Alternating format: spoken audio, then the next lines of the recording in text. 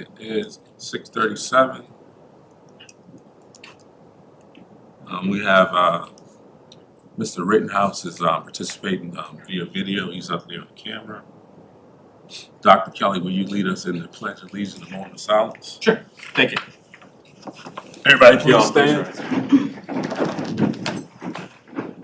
I pledge allegiance to the flag of the United States of America and to the republic for which it stands, one nation, under God, indivisible, with liberty and justice for all.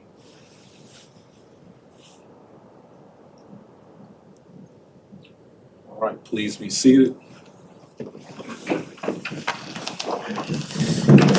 Okay, we're now on to the certification of the closed session.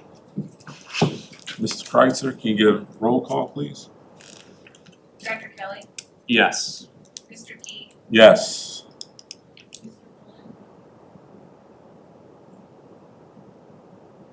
Mr. Pullen. Yes. All right, Dr. Gretz, are there any actions coming out of closed session? Yes, sir. Mr. Key, I recommend that the board approve student discipline cases 10A through 10F as presented and discussed in closed session. Sorry, Dr. Gretz. Is it F or G? G, I'm sorry. Thank you, Dr. Kelly.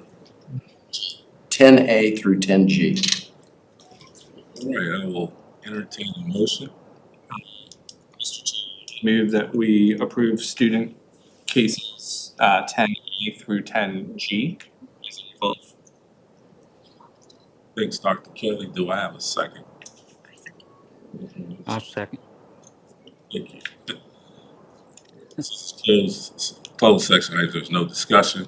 So all those in favor, please say aye. Aye. Aye. Aye. Any opposed? Moving on to adoption of the agenda. Are there any changes to the agenda, or we will proceed? Mr. Chair, I'd like to move that we approve an agenda with 2 edits. I'd like to add to 6E under the consent agenda, approval of surplus items. 12B, add action item revision to fine arts spring stipend 25-26 SY. And for clerk, that's verbatim from the top of the document, so copy paste that one in. So that's it. So I want to add the surplus item and 1 item to the action items. Thank you, Dr. Kelly. Do I have a second to approve the agenda?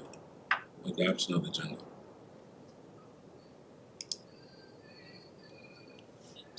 Thank you. My this one.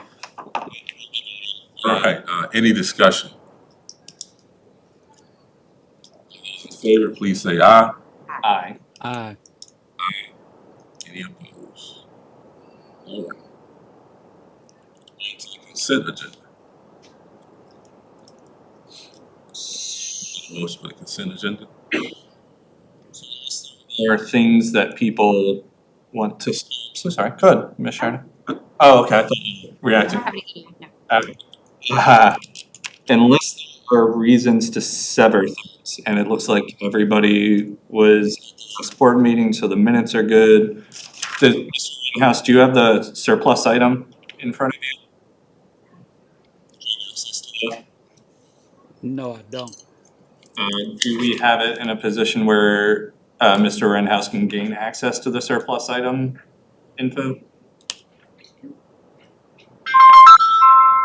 I looked at my packet earlier, but there wasn't anything on there. I looked at it earlier in the week. It's a new item. Yeah. How about this? Mr. Chair, I move that we approve consent agenda items 6 alpha A through 6D delta. All right. Dr. Kelly, do I have a second? Any discussion? favor, please say aye. Aye. Any opposed? Thank you. We have a consent agenda. Mr. Chair, now I'd like to move that we approve 6E, the surplus item. And if I get a second, I can articulate more as All well. right. Thank you for the second. Any discussion? Yes.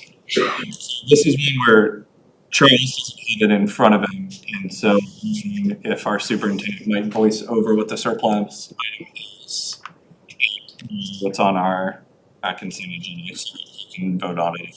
Absolutely, Dr. Kelly. The surplus item is an old lift. I'm going to call it Hmm. It's one that has been inoperational for a long time. The reason that we're trying to expedite your declaring it surplus is that there's an individual who has expressed interest in purchasing it. One of the difficulties, as you're aware, that the board often has with items like this is we either have to find a place to store things like this, or we have to go through a pretty cumbersome process of, once you've declared it surplus, getting rid of it. This is an opportunity that seems that it would be beneficial to both the board and the community member. Thanks, Dr. Fritz. And then can we ask the clerk to put this in Absolutely. board docs for anyone? And see if Charles has any questions. I do have it in front of me now. Brandy sent it to me. Mr. Kreitzer? Any more discussion? Just for the public, did you say that it was $500 is what? I didn't. Okay, Sorry. so it looks like, so the make is a Genie TMZ. One of them, 1999/2000, non-operational. The serial number is on it and the amount is 500 and it's being sold as is. Any more discussion? So, all those in favor, please say aye. Aye. Aye.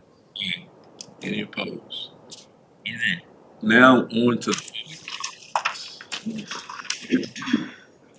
we come to the time of our meeting for public comment. I remind everyone that by policy, only members of the community, meaning pieces of Fluvanna, staff, and kind of public schools may address the board unless you are legal counsel representing the group enters in tonight's proceedings. We welcome all community members who are here to give information or opinions. We ask that you come to the podium, tell us your name, address, and limit your comments to 3 minutes. We'll start with the names on the sign-up sheet, but we welcome your input if you did not sign up. During public comment, the board will not interact with you, but we will listen and we appreciate your comments. Do we have anybody that signed up? If not, anybody's welcome to come and speak. You have 3 minutes, it'll be on the board. All right. Come on, no problem. Tracy Smith, I live at 2 Sandy Beach Court. I want to speak super briefly about the balance between safety, transparency, and public trust in our school system. As a community, we've been focusing a lot on how to protect our students and improve security, especially when it comes to SROs. But safety isn't only physical. It's also about the integrity of those making decisions for our schools. Individuals with histories involving things like firearms, theft, consensual sharing of images, can seek public office and work with our children without any disclosure view. It understandably raises concerns. I know that under Dillon's rule, localities cannot use additional eligibility requirements for elected offices beyond what the state allows. However, what we can do is take steps to promote greater transparency and accountability. I think can work with VSBA to explore policy options and develop an internal framework for voluntary disclosures. Ethics expectations are a public statement of standards. These are lawful steps that respect the state law while reassuring that families and their children's safety and communities' trust are being taken seriously at a state level. I encourage the board to partner with VSBA's legislative committee, consider asking the General Assembly to review and establish statewide background disclosure standards for school board candidates so that every community in Virginia can have confidence that those seeking to lead our schools meet clear and consistent expectations of integrity. Advocating for stronger school security should also be sure that the same care is reflected in those who lead. Leaders held to the same standard of safety and trust that we expect for everyone who works within our schools. Thank you. Yes, they want to come speak.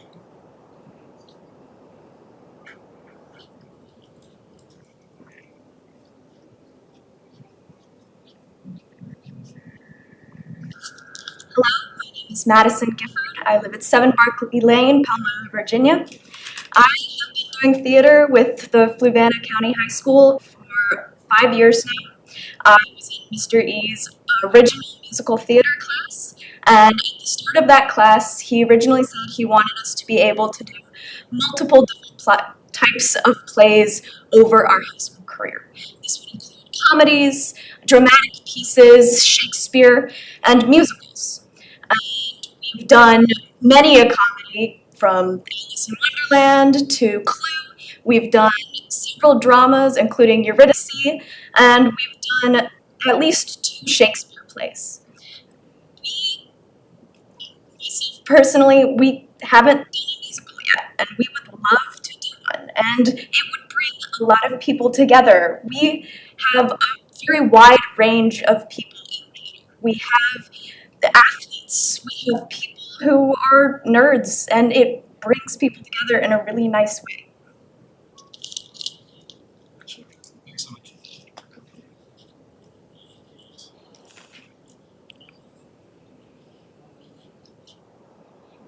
We have a second round of public comments, so I close this round. Communications, Dr. Brett, you want to introduce our? I'd love to, Mr. Keith, thank you. And I'm reminded again, as I do these very brief introductions and with the last speaker, we have such exceptional students at our high school.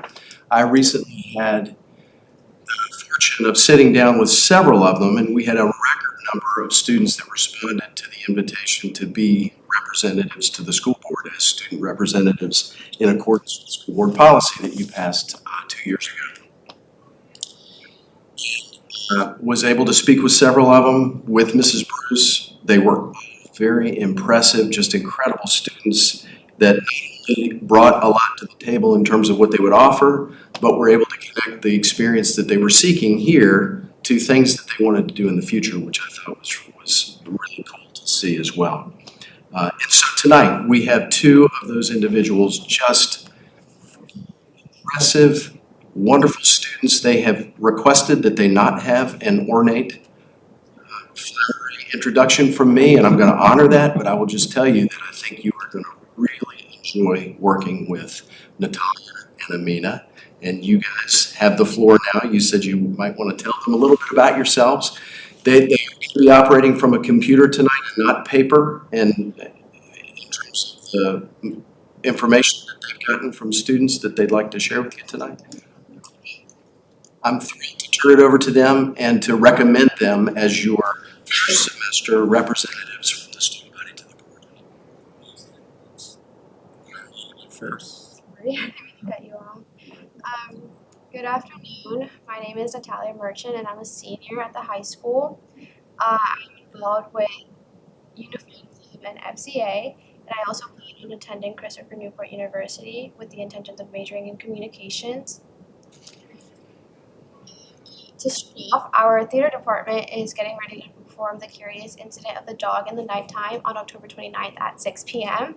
The cast has been working really hard, and I know the student body is really proud of them, and we're excited to see their final performance. The speech and debate team earned national recognition this year, joining the National Speech and Debate Association 100 Club, which is an incredible honor.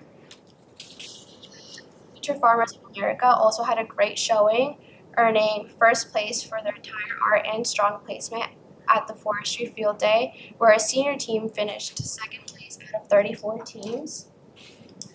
Academically, we're celebrating Christopher Byrne, who was named a National Merit semifinalist, and Brennan Pizzala, who earned commended student recognition, and both have made the student body very proud.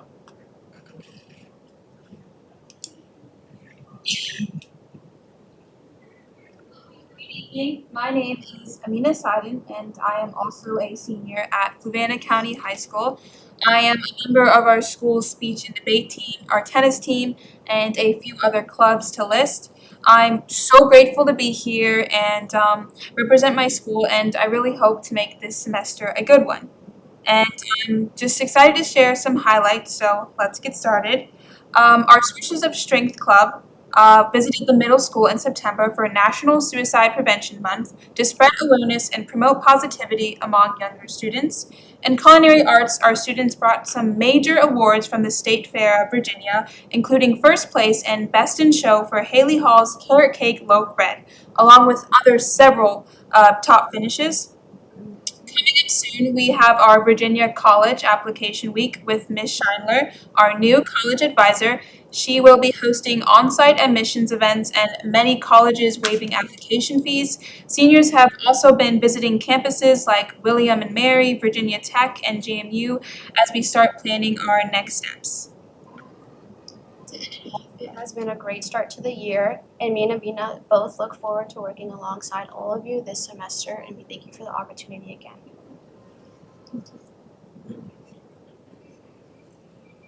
Questions? I will note that we've been in previous conversations about getting communication directors for schools, and if we eventually fund and is half as good as the two of you hyping what's happening in your building, will be incredibly well served. So go graduate, get your degrees, and come back and work for us. Is the to answer it at all? All these questions are voluntary. Is there anything that you think our board should know? Anything that you're excited about that you would like the board to attend? I heard a little bit of speech and debate, FFA, and some of those. I heard the theater date for 10/29, so I'm looking forward to seeing that. Was a curious case of the something dog. So that, is there any reason that you would like to see representation from this board, or anything that you're excited about sharing with us? So the Future Business Leaders of America Club, we are selling $2 tickets at lunchtimes for our breast cancer walk. And it would be really nice if you guys would like to come out and just attend the breast cancer walk. It's going to a great cause, and we'll also have a culinary stand set up there to raise money for their programs. So it's kind of a mutual benefit to a lot of the clubs at Fluvanna. Yeah, that. What do you know what the date is? Off the top of my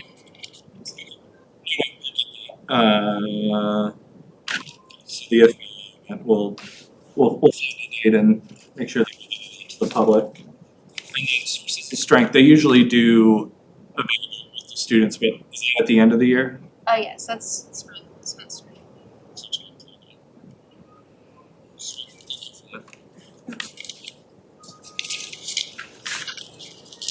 Reports, 9A, reports from the superintendent, Dr. Briggs. Thank you, Mr. Key. And before we leave that, I do want to just let you know, I applaud the board, all of you unanimously expressed your support for having, in the past, you've had one student that served as representative, and then two alternates.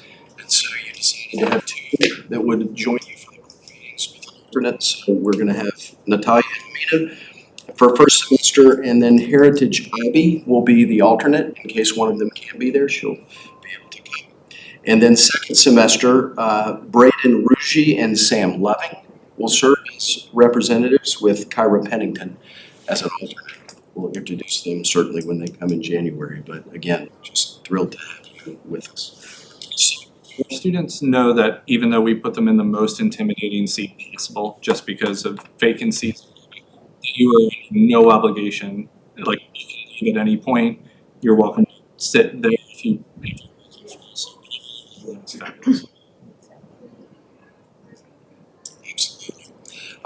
Board members, there's a superintendent's report, and it is exhaustive. There's a lot of information in there. I'm not going to go through it. I will call your attention to a lot. Dr. Kelly, you asked about some events. There's lots of information in there, events that you can participate in. There's some very specific student recognitions that I'd like you to take a look at. But rather than me going through it or trying to parse through it and decide what I would or wouldn't do, I'll mention a couple things that I have learned since I put it together that aren't even in it. First being that our band, and I don't have a lot of information about this, but our band has earned 2 first place awards in this first month of school, which I think is outstanding. One of which I know is a marching band competition in Northern Virginia. But I don't know the second one. I've reached out for some information. If any of the students here have any idea, you're welcome to share. I just wanted to mention that our band has been very successful this year already. I'll report to you, and I think I mentioned this in our last meeting. At 2 of the 4 schools, I did not do this at Central Elementary. At the middle school, and the high school, I've asked each of those principals to put together a student superintendent's advisory committee. And I've been able to meet with each of those this week. I can't tell you what a pleasure it was to do that. I'll just very briefly tell you, there's student representatives from each grade level. So at Carriesbrook, obviously, that would be 3rd and 4th grade. So it's a smaller group. At the high school today, I think we had 10. 2 or 3 from each grade level. But I ask them some very open-ended questions related to their school experience. Some words that you would use to describe the culture of your school. What are some things that engage you in class? How engaging are your classes? What are things that motivate you? Do you feel safe at school? And there are different sets of questions, of course, for the different age groups. And, I haven't decided yet what to do with that information, other than obviously I want it. So that we can use it to improve the school experience for everybody, but especially for students. But I want to be careful, especially, obviously, the older they get, when I get in a room full of teenagers and ask them, say, in a safe space, and you can tell me whatever you want to tell me, and then come into a public meeting and tell you what they told me. I want to be careful about that. But I just wanted you to know that I have met with them. I will meet with them again twice before the semester's over, and then twice in the spring semester. And I look forward to sharing them with you. They're having a seat at the table the way our staff do and our parents and community do. So the report that I can share with you, I'm more than happy to expound upon. I will let it rest there. There's a lot of good stuff in the report. I just encourage everybody to take a look at all the dates and a lot of stuff that's happening at the school.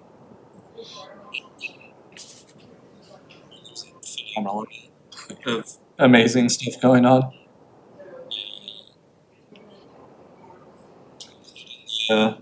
We had I always push this. This is a festival. Was that this past weekend? That's right. And Cash this weekend. Saw in your notes as well as live at the adopt. I think it was 2 dogs at the high school football event. So As noted in here, that became a collaborative project where students from different classes got involved in the marketing and the promotion of that. Public students wrote an article about it. That was really a cool event. no. Yes, sir. Any other questions for me or anything in this report you'd like to explain? Nope. Thank you. On to 9B, budget update. I think we're into technical bit.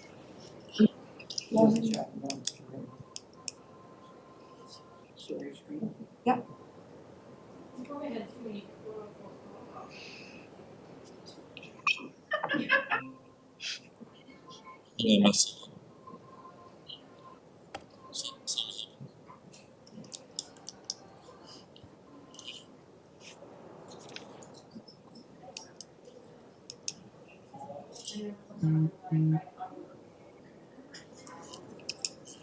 Hit the thumbnail.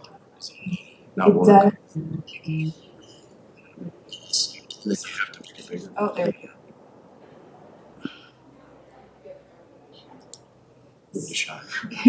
For FY25, just a slight change to the fund balance, an increase of $50. Got a voided check from February that hadn't been accounted for, so that is our fund balance number updated. The carryover request is due to the county November 1. So I have for tonight a worksheet that I put together just based on some identified needs from both our community feedback survey as well as different departments and schools that we got feedback from that could be possible ideas for the carryover request. I'm happy to share that tonight or wait until next week's budget work session. But it did look like last October you all approved the carryover request at the October work board session so that we didn't have to have another meeting prior to needing to submit it to the county. So I guess is it something you want me to pull up and share now, later, hold till next week? Board members with you. Our recommendation is going to be that you actually approve any requests that you want to make at the Tuesday seminar. So you can have obviously discussion during that 3-hour window, but if there's discussion to be had tonight. Okay. So I think maybe my position is yes and, right? So we're down one board member and one online. And presumably next week we'll be at full force. And so these things are better decided when we're all here. I would say that getting an early sense of what the items are that you all think we should prioritize for budget, for carryover requests. Obviously, we spoke about encouraging them to use carryover for SRO related things if that was the point that was going to like help us across the finish line. Doesn't appear to be the case.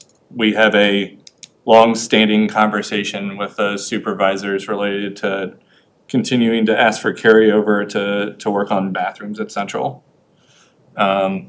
We have a bus schedule, 400 and some odd's not gonna do a lot on buses, and it probably can't be CIP anyway, but there are certainly other things that haven't made it across the finish line budget-wise or that we haven't been able to do. So do you have a rank order list of what those things are and how we might be able to articulate preference to the supers? Yes, sir. We do have a list. It's not necessarily rank ordered. Okay. But, and while she's pulling that up and maybe enlarging it a little bit, let me just bring you up to date on where we are with the information that you asked us to get at the last meeting related to the SROs, Yeah. School Resource Officer. So at the request of the board, we've been in communication with individuals from the Department of Wildlife Management. I think it's management. And what is it? Resources. Yes, I'm sorry. Yeah. Resources. And so we're set to have a meeting with them to discuss the possibility of those officers offering security services to the schools. We tried to get that meeting before this board meeting tonight, but the individual from Wildlife Resources was not able to do it until later in October. So Sheriff asked me, individuals from that organization, to talk about the feasibility of that, what it would look like, how state code would or wouldn't allow them to do, well, it would allow them to do that, but do they have to go through the same training that other resource officers, things like that. So I can't tell you where we've landed with that, but I just want you to be aware that that is an ongoing conversation at your request. In terms of the board's desire to suggest to the county, well, you would be asking the county to either earmark money that you would give them back or asking them to give it back to you so that you could give it to Sheriff Hess. But the whole idea of Sheriff Hess being able to use it to pay overtime or to do temporary amelioration of the problem of not being able to fill positions is one that I've talked to Eric all about. Eric's position obviously is an interesting one there because he's involved in a peripheral way in terms of how that money would or wouldn't be spent by the sheriff. But that is certainly one of the things that was talked about quite a bit last month by this board, and I'm happy to, I just want you to be aware that I've had the conversation with Eric Hess and Eric Dahl. And to the degree that the board agrees that that is something that you would like to pursue, they're aware, and I believe the sheriff is supportive of that. I can't guarantee how that would be used or if the county would agree to do that or what that would even look like. That's just a very interesting.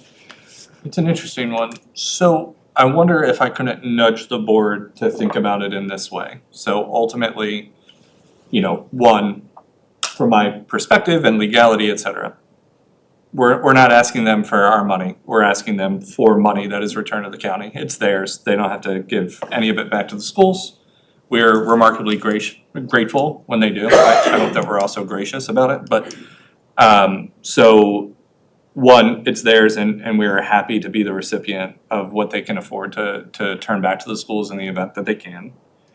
I also believe that it is a consensus among this board that to the extent that any of that carryover money, which again is indefinitely theirs, could help alleviate, ameliorate, and or stopgap staffing solutions with SRO. It should just be our number one item and say like, if this gets you purchased and moves us along, great, then do that. But I still think that we should rank order everything else and have at number one, use as much of carryover funds as you need to in order to make sure that we have SROs in our buildings. I don't know to what extent others are open to that. I still want to have a really robust conversation about the other items, but I still think that needs to be our like banner or headline. Yeah, I just think the 14th, we just need to be really prepared to have a real discussion with the full boards here. Yeah, can we go through some of these? If I could just add one more thing to the list before, there's a third thing you all asked me to look into, and that was divisions that are contracting with third-party vendors to provide security. So we were able to connect with Fauquier County. Is that SSO or SRO? That's armed SSOs. Armed SSOs. Mhm. Mhm. And they employ one of those in each school, in addition to the SRO program. They hire their own.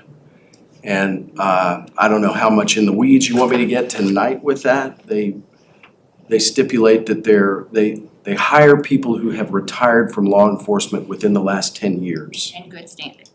In good standing, In good yes. standing. Yeah. It's in the code. So it's fully funded out of their operational budget. So they are certified. Yes, Things in good standing. yes, They are not SROs.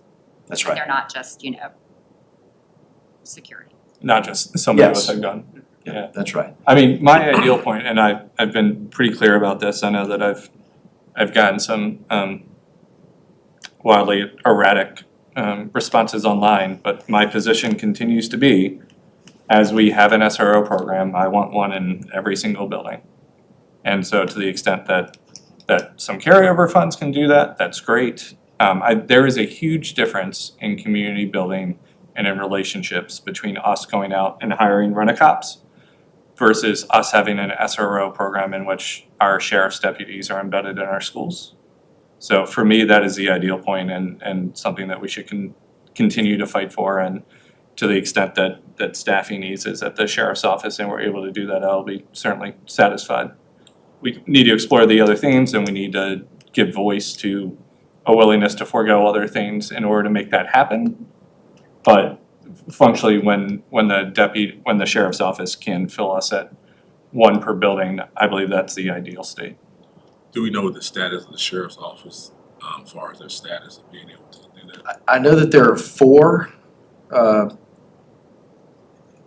at some point in that training. I don't know exactly where they are, but I can't tell you exactly when they would be available should they go through all of that successfully. I corresponded with Dave Wells, and he was optimistic and said that people are moving along in their training, but he was not able to provide a concrete time frame either for when they might be completed with field training and ready to hit the road.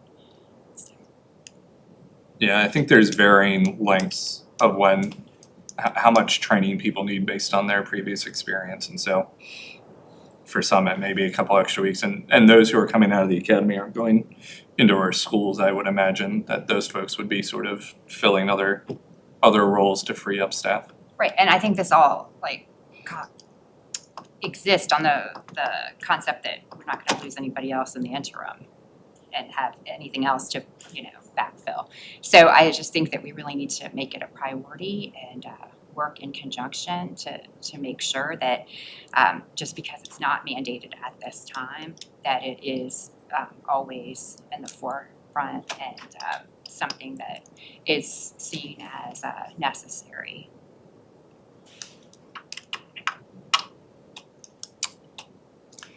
So related to this list, I'm happy to go through each of these and sort of explain each one, or if there are specific ones that you'd like to highlight, or if you want to reserve that for Tuesday, I'm happy to do that. I kind of would like if the other board members are fine, I'd like to go through it once here so that we have some time to think about the items and we have the context in terms of ultimately sitting down and needing to rank these in some way to give voice to the our priorities.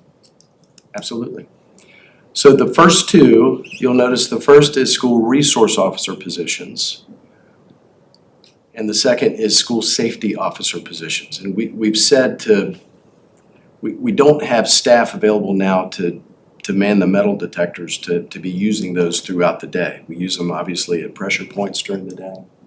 But that would be one thing that they could be used for. I'm not suggesting that would be the only thing. Curriculum adoption has been mandated, and Ms. Suarez can explain the details of that, but we are going to have to adopt curriculum. That is something that's being discussed right now with the state board as well as legislators. There's, I think, some unintended consequence to the Literacy Act and how that has put divisions in a position to have to fund some curriculum adoption, probably to the tune of about $800,000 here and millions in other places without funding from the state. However, as it stands right now, it's going to have to be done, and we'll have to pay for it somehow. And we do set aside every year textbook money. We did request a carryover state textbook money from last year into this year. So we've been preparing. There's also been, we have timelines where the curriculum that we're, much like the K-5 literacy that we're, I guess the approved list, right, that we're allowed to vet from and go through the adoption process. They haven't been published. We're expecting those at the end of November. There's been some talk of maybe the legislation is to implement the new curriculum. So we would be adopting all K-12 math, social studies and science, and then 6-12 literacy, since we've previously done K-5 literacy. There's been some talk of possibly there might be some changes in that timeline. So I guess in terms of priorities, we do have some funds. If we do need to implement next year, our preference would not to be to purchase next year and try to implement, during the school year. We'd like to be able to get those resources to our teachers and be able to prepare this school year for next. But it is kind of a tricky timeline.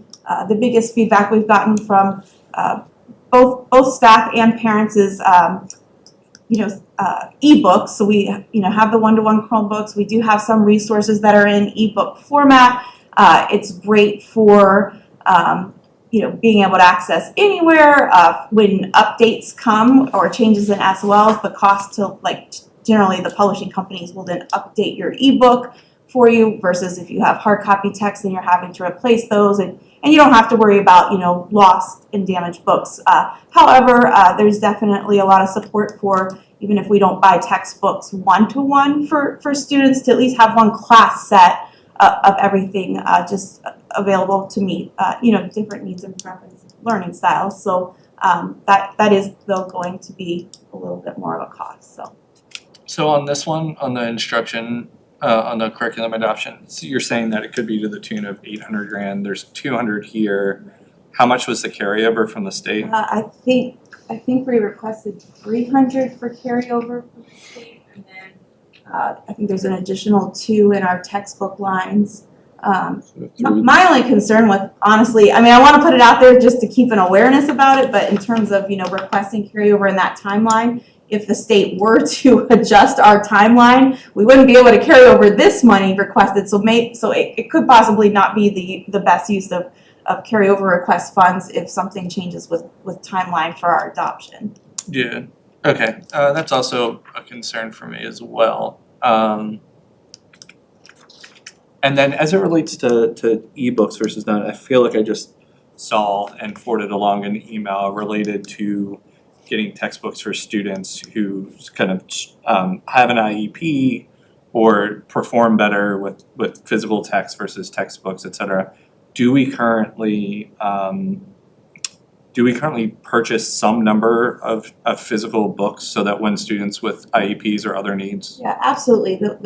So definitely if it's within an IEP, right, that we would provide print. We try when we go through adoption cycles to have classroom sets of things. That specific instance was, so our science and social studies SOLs were updated and. Yeah, and I don't wanna, Yeah. don't provide any more. So sometimes the print hasn't caught up with what we're able to purchase yet. So we have the ebooks updated, but the publisher hasn't updated yet the print version. Gotcha, cool. And I only interrupted because I don't wanna provide any private information. It's just that when we need physical books, I wanna make sure that we're able to give them to the families when the students need them.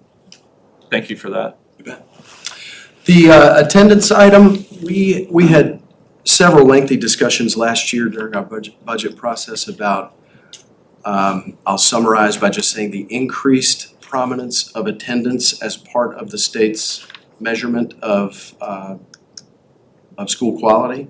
Mhm. So that's become an indicator with accountability as well as accreditation. And most school divisions, if you remember, we presented some comparative data. We had 2 of these last year, and it's essentially a position that contacts the families of students that are truant, students that are absent, and tries to coordinate getting them to school. I mean, that's the best way to say it. Louisa, if you remember, and there was a board member that asked me very specifically, find out how they're doing this. They employ almost 50 of them. No, that's not right. It is right. That's hyperbole. They do not have 50 staff dedicated to attention. It's 40 some, but Really? I thought it was like 7. no. 50? No, yes. In Louisa, they have 50 aides dedicated to attendance. Don't quote me on 50. I think, why don't we go back to that agenda and do that No, rather I than just- us try to figure out, but it's definitely not That might be 7. the craziest number I've heard today. 50? Yes, 50 close staff to on it. 50 that are doing nothing but attendance. Yeah, I mean, they have 7 schools, so. Yeah. Like, school buildings, yeah. Yeah, it's a lot. Yeah, and so we have upgraded, if that's the right word, we've done some training and we have some people this year that are dedicated to this that maybe have some more supports and tools to do it. So I'm confident there will be an improvement in the way they're able to do it. But we did lose that position. And so we could look at funding some more of that. I guess that's the way to say it. But if we were to do it through this, then like that's just like a half a year contract. Like it's not something we're adding. We don't add to our recurring budget line based on carryover requests, Mhm. right? Okay. That's right. It would be just for this year. Okay, this next one, I'm gonna do my best, and we have somebody right here. I was gonna say, the next Mr. 3 Gifford, years. if you wanna come up Next and 3 take are over, Josh. you're welcome to. I'm happy to try to do justice to it. I'm gonna grill you, Josh. You might as well come down. While he's Wow. coming, I'll just tell you that the switches at the high school were deployed in 2011. They're functioning, but it would be smart for us to look at replacing them. Each one of those data closets is about, I wanna say $80,000, I think is what you said, to replace. It depends on the closet. So like in the main center part of the building, so you're talking about the 3rd and 4th floor, you have very large chassis switches that could have up to 9 blades. Each blade supports 48 ports or 48 connections. And so depending on the floor you're on, if you're on the 1st floor, there's definitely a smaller chassis switch than the 3rd floor. So we have 7 of those data closets, each of which are $80,000 to $100,000. So in my mind, it would be wise to start being proactive about thinking about, every year or something along those lines, starting to nudge those closets into a refresh cycle of some sort. So this is where I wanted to pick a little bit. So 80 to 100,000 per closet. We have 7 or 8 of them. They're gonna need to be replenished over time. Are there concerns about versions and or updated blades or switches such that like they need to be done in bank versus just can we replace one every year for 7 years and then go back to the beginning? Yeah. Yeah. And we don't have to worry about some new operating system or some of the tech kind of needing to be migrated over the course of that like 7-year replacement cycle. No. Is this something that we should plug into our CIP and just have a running number for? We definitely could. That is one avenue. No, I mean, this is we're asking for money that's been returned and this is a 1-year stopgap. Is this something that I could encourage us to include on the CIP? Because if I put on my Chris hat down the hill, I think one of the first questions we're gonna get from the Board of Supervisors is like, where is this on the CIP and why isn't it? And so I would love to make sure that the tech stuff that we need that are like recurring, routine, predictable replacements finds its way there. I still wanna advocate for it if it's going to keep us from, if it's something we can do now and is discrete and is not recurring. I've tried to be conscious about those requests. We just did a division-wide wireless upgrade that was $1.5 million, I believe. We did that through CIP through multiple phases, and now I'm asking for $1 million for a data center upgrade. And so I felt like I shouldn't be pushing my luck too far. Yeah, I get it. And so you're saying all 7 of these closets, were they all replaced at the same time? They're not OGs. They were all installed at the same time. They're original to the building. They are original. What's the lifespan? But these are chassis switches, so everything is redundant in that switch.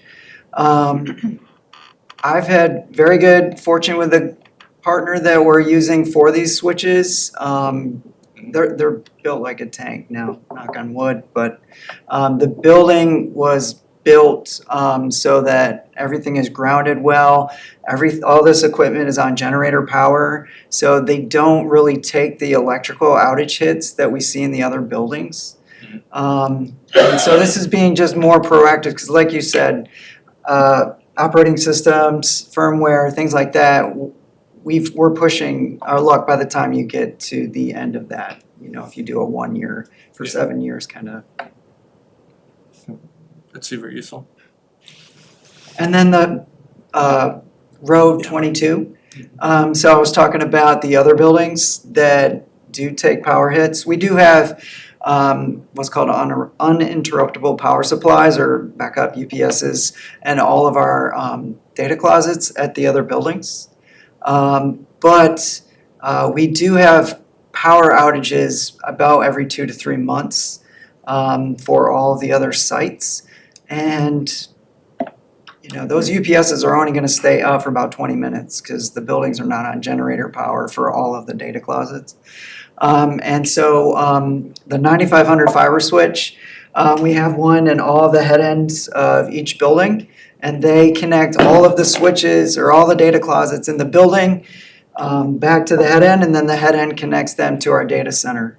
And so those switches are very important. We do have, redundant power supplies, redundant modules, but there could be a situation where if we have a really bad ice storm or something like that and it takes out that 9500 switch, we might not be able to use the other switches in the head end to connect everything back, especially like at the middle school. The middle school has a lot of data closets.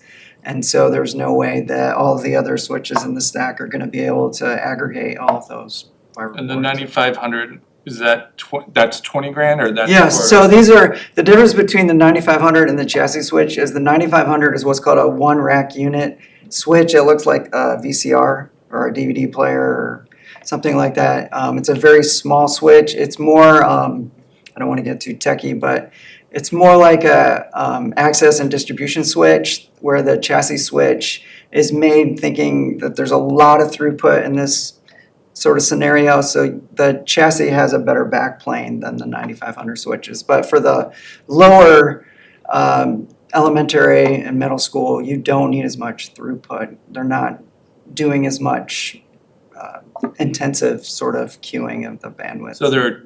So these are each 20 grand. The 9500 switch is about $20,000 for a fiber switch. Okay. Yeah. And so this is just one, and it's a backup, meaning that it's going to sit on a shelf. It's a cold spare, but if my production switch goes down, I take that off the shelf and put it in the rack. And how modern is the 9500? It's brand new. So all of the ones that are in those 3 schools right now have been. Not all of them, only the ones that have been upgraded for the wireless project. So like the head ends have all been upgraded, most of the multiple switch closets, but for example, at the middle school, we have a switch down in like the agriculture room. We're just using an older version of the Cisco switches that we replaced. Yeah. Okay, so you're looking for one new one so that when one of these goes, we're able to hot swap it without losing internet in the building for a prolonged amount of time. Because in my mind, if we can have a cold spare, then I don't need to have as fast a support turnaround for like my hardware died. I need to open up a ticket. They then send new equipment out. I can wait 7 to 10 days for them to send me the new equipment, and I can use that to kind of buy me time. Gotcha. It's a stopgap to make sure that our building has internet. Whereas like the chassis switches, and our head end, I have a 4-hour courier sort of support because it's the data center. Yeah. So that's like the other end of the spectrum. Cool. No, I think that's helpful. I just want to be able to articulate it. If ultimately it's on the list or ranked on the list, I need to be able to speak to it. Tony's going to want to know the tech, and Chris is going to want to know why it's not on CIP. Sure. What about the Promethean? The Promethean panel. So think of this as like an 80-inch tablet. We have them in all of our classrooms, pre-K through 7. The high school uses an Epson Brightlink projector rather than the panels. We have 2 panels, I think, at the high school. So in front of every classroom, K through 12 or K through 7, you have this panel. It's multi-touch touchscreen, so you can have multiple kids touching the screen at the same time, or teachers touching it with 2 different hands, doing different things.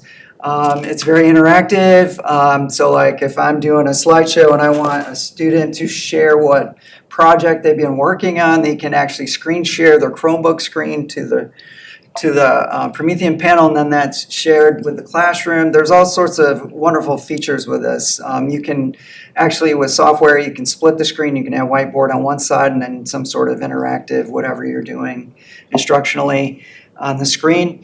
We have multiple versions of these panels. We started rolling them out over a decade ago. Actually, Perry Johnson was one of the first people when she was in the classroom to use one of these panels. So that gives you an idea. That's a while ago. That's some years. Yeah. So right now we have their models they go AP. So it's AP 7 through 10. 10 is their newest ones that just came out this year. We have about 80 AP 7s, which are not the oldest, but they're the oldest for us. They still work, but what happens is it's a tablet. It's not just a TV. So there's a computer part to it, and the computer part is sort of reaching the end of their lifespan. Now, what I had a note in here, and what I would recommend for us to do, rather than replacing all of these panels, because each panel is about $3,500, they're very expensive, would be to replace the brain. They actually just came out with a new computer module. It's called an OPS, which is a Chrome version. So it's basically you're going to turn this panel into a Chromebook, which would be just like what the kids are using. And we got our hands on a demo just last week, and we've been trying it out on the AP7s, 8, 9s, and 10s to see the compatibility. And so far, we've had very good luck. I'm going to have a team meeting tomorrow to discuss, okay, what are the pros and cons? Are there any bugs that we're seeing or anything like that? Because it's very new. And they're going to be very inexpensive. I'm assuming this demo, I don't even know how much it cost. The Promethean sent it to me as a demo to just try it. They want our feedback in exchange. But I would think this is probably going to be a product that costs like $600 to $800 rather than $3,500. So I think we could get a lot more bang for our buck. The 35 is for the panel itself. all So if you inclusive. if you Yeah. go, I'm gonna replace this AP7 with an AP10, it's $3,500. It's for all of the tech, all of the hardware. Yes, $600 is the thing to, as long as the. the computer part of the, so as you long as take the the old one hardware out, you itself put a new is- one yeah. in, And are the boards themselves still in good condition? they're in great shape. So they're not taking a particular beating? Oh, they are, but they're sturdy. No, they're Yeah, they're not taking any beating unless the kids are literally physically. Yeah. And so is the 73,000, so like when we ask them, should we ask the Board of Supers for $73,000? Is that $73,000 buying us the innards so that we can rev all these? I Or, remember what I wrote. I feel like my request was like, let's take hit a chunk of the AP7s, not all of them. And then, I think it was like 20 or 25 panels was originally kind of where this okay, came from. Because I knew we had other needs, but I thought, well, at least we can nudge sort of the panels Yeah. along a little bit and get some of them out. Josh. It's okay. so this would be like, unless my math's bad, at $600, this would be like 105 of them or something? Yeah, it's more than what you need. Okay. Is there a number, so if 73,000 isn't the right number, two questions would be, what's the right placeholder? And then two, do we think that we can, if this is in demo phase with them, 120. If this is in demo phase, can we actually procure them quickly enough for it to be relevant to the carryover?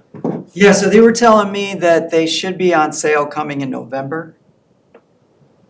And that they felt like they were gonna have plenty in stock. So that's the product release and 600 is what they That's think. my guesstimate. Okay, so we don't know. I have no idea what it's gonna cost, but I That number was 20 panels you estimated in 13 carts. wouldn't have put any carts on there, cause we have carts. It was just panels. Okay, it was 60,000 for the 20 panels. Okay. 60,000 so that's 3,000. That would be net new panels, not Yes. innards, right? Okay. I'm wondering if by the time we get to our daytime thing next week, I'm wondering if you could just gather just a little bit more info on it Sure. in terms of like I said, we'll pricing have or certainty, any of that, just so we have some context to share. The notion of being able to keep our like physical stuff, that the televisions themselves and hot swap and operating system to keep, and all of our programs and software still work, is so remarkably ideal by comparison to $3,500 a room. Yeah. That like, if this is genuinely the new way forward with these, I'm delighted. Yeah, it's a no-brainer. Cool. So maybe we could adjust that one after we can just feed info to them in terms of like what you think the right number is, because if you want to test 20 of them and it's, let's say $1,000 each, then that's 20,000, not 73. So I just think that number is a little heavy. Can you do that AV one? I can actually do Viewmaster Live too. Okay, cool. They're all mine. So, Nice. so Viewmaster Live, what it is Viewmaster is our current software that manages our fuel pumps at Carysbrook Elementary. We host it locally, meaning that server is located in my data center. And then when a bus driver, a county emergency responder goes to the gas pump and puts in their pro key, that is all registered with Viewmaster. Right now, our on-premise server, how finance has to process all of the use is that Amanda Settle has to go in every month, run a report, figure out what is the school's portion, what is the county's portion, and then send the county portion to them so that they can reimburse us. That's correct, right? Yeah. Can I ask Ms. Settle, how much time on a monthly basis are you spending doing this task? Maybe an hour. Okay, so about an hour a month. Yeah. All right. But then you also have Mrs. Marsh in transportation, who's the supervisor of transportation. Every time that we get a new vehicle, she has to create a new pro key, configure it for the gas pump, and then if it's a county vehicle, she has to get it to them. I know she spends more time managing pro keys. With Viewmaster Live, what would happen is we would take our on-premise server and migrate it to the cloud. The pros of going to the cloud are that, one, now the county can manage their fleet of Pro Keys and their invoices separately. No longer do we have to do any of that in-house. Two, if we ever would like to add a gas pump in the county somewhere else, FuelMaster Live would allow you to do that, where FuelMaster on-prem would not. So there's been talk in the past, we should have a pump over at the high school. We should have a pump at the safety building. This would allow you to do that kind of stuff. And what's the current lifespan on the on-premises server? Like, how long until that needs to be up? The FuelMaster company wants everybody to go to cloud. They're no longer supporting on-prem. Define support. Like, they told us a couple years ago that within the next 5 years, we need to move off of FuelMaster on-prem.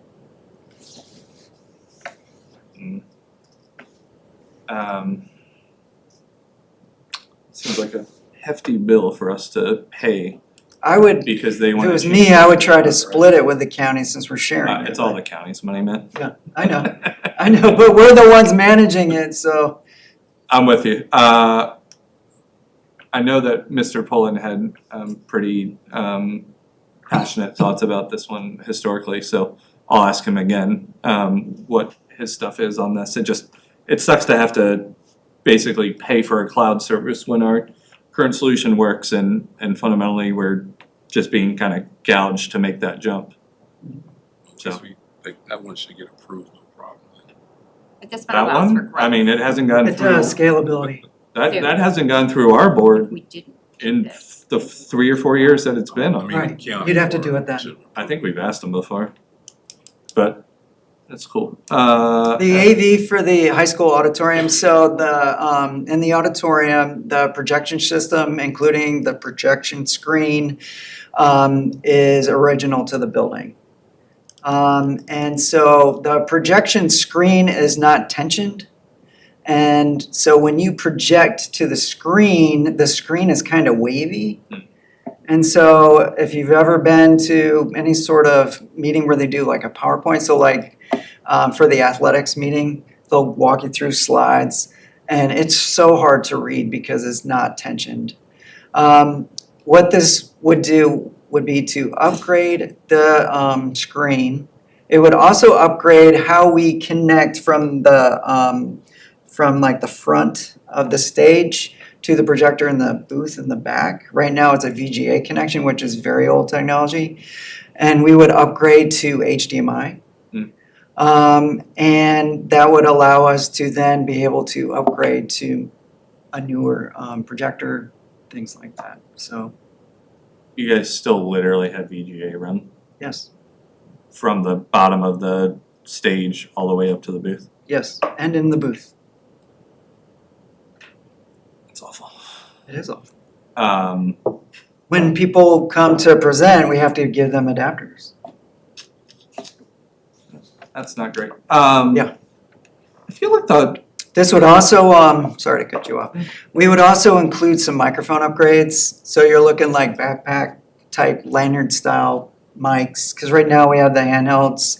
But they're handhelds, the wireless handhelds aren't very good, especially if you start turning your head without moving the mic with your head. So I kind of feel like no matter what I'm doing in that room, that I have difficulty hearing our students also. I don't know what the microphone solution is that we could do there, but I've definitely been to some musicals where I've really had to stress in order to like hear the vocalist or those things, and so. you would that's do definitely- in-ceiling mics, Yeah, I imagine we have none of that right now. not there.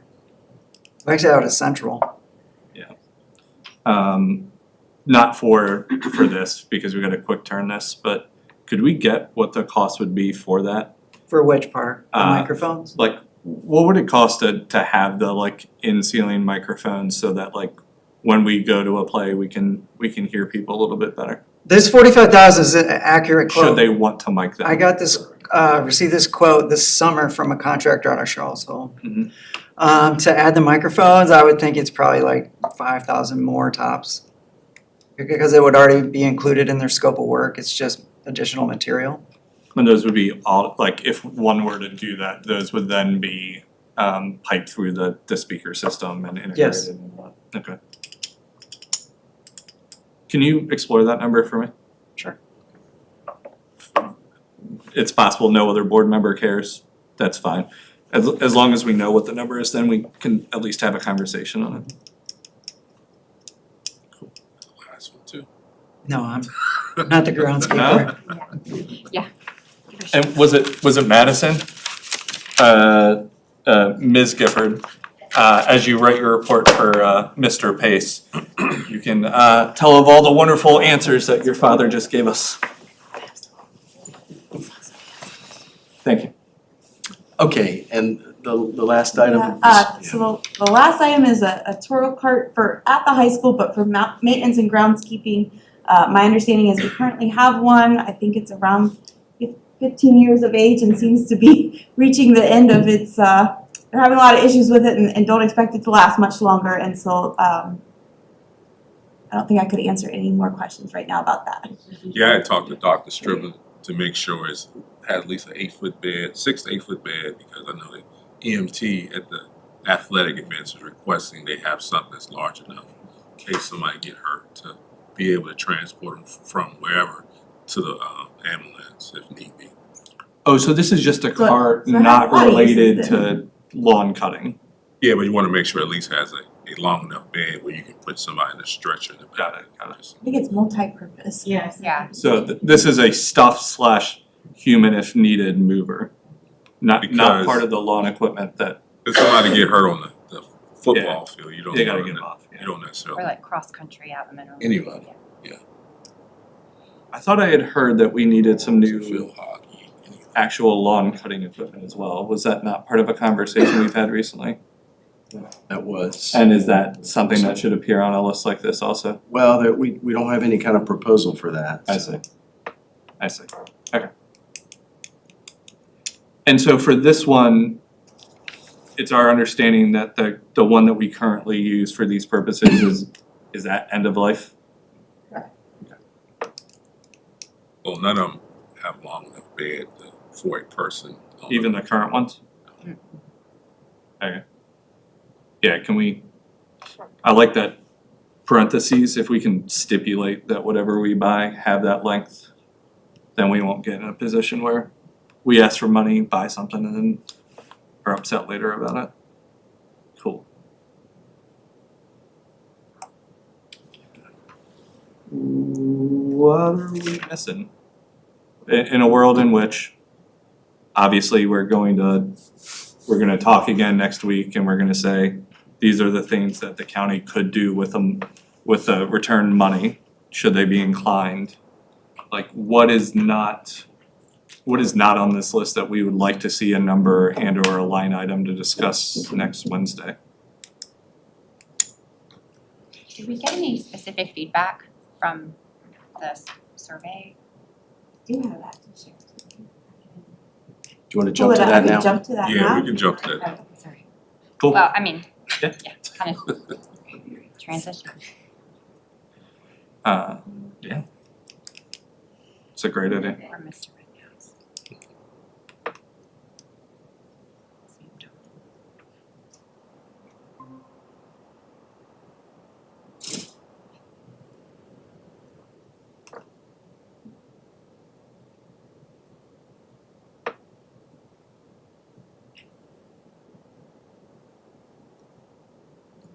It's a weird one. I don't know why it's doing that. So we sent out a survey in September to our school community asking for feedback on budget priorities for FY27. We had about 350 responses. 2% were students, 2% were community members, and then majority were either parents and or staff. If you were a staff member and a parent, I did put that category as staff.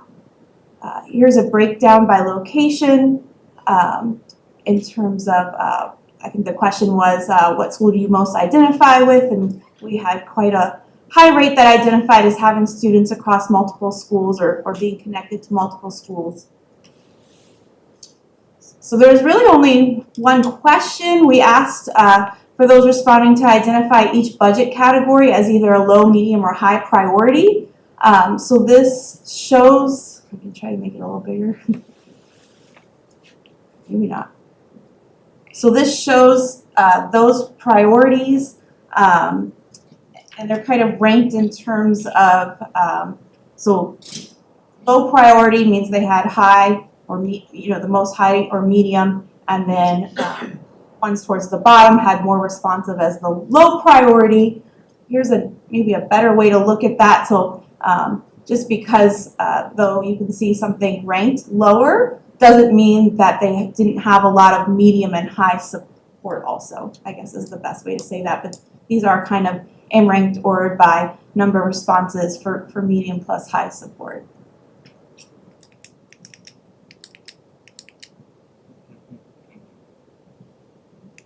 I will say I did some analysis just in terms of like the parent staff group. Staff tended to rank staff compensation and school safety a little bit more in terms of medium and high, where parent groups it was school safety, special education, I think staff compensation again, but definitely a similarity between the two groups was school safety was very high for both. Trying to make this bigger.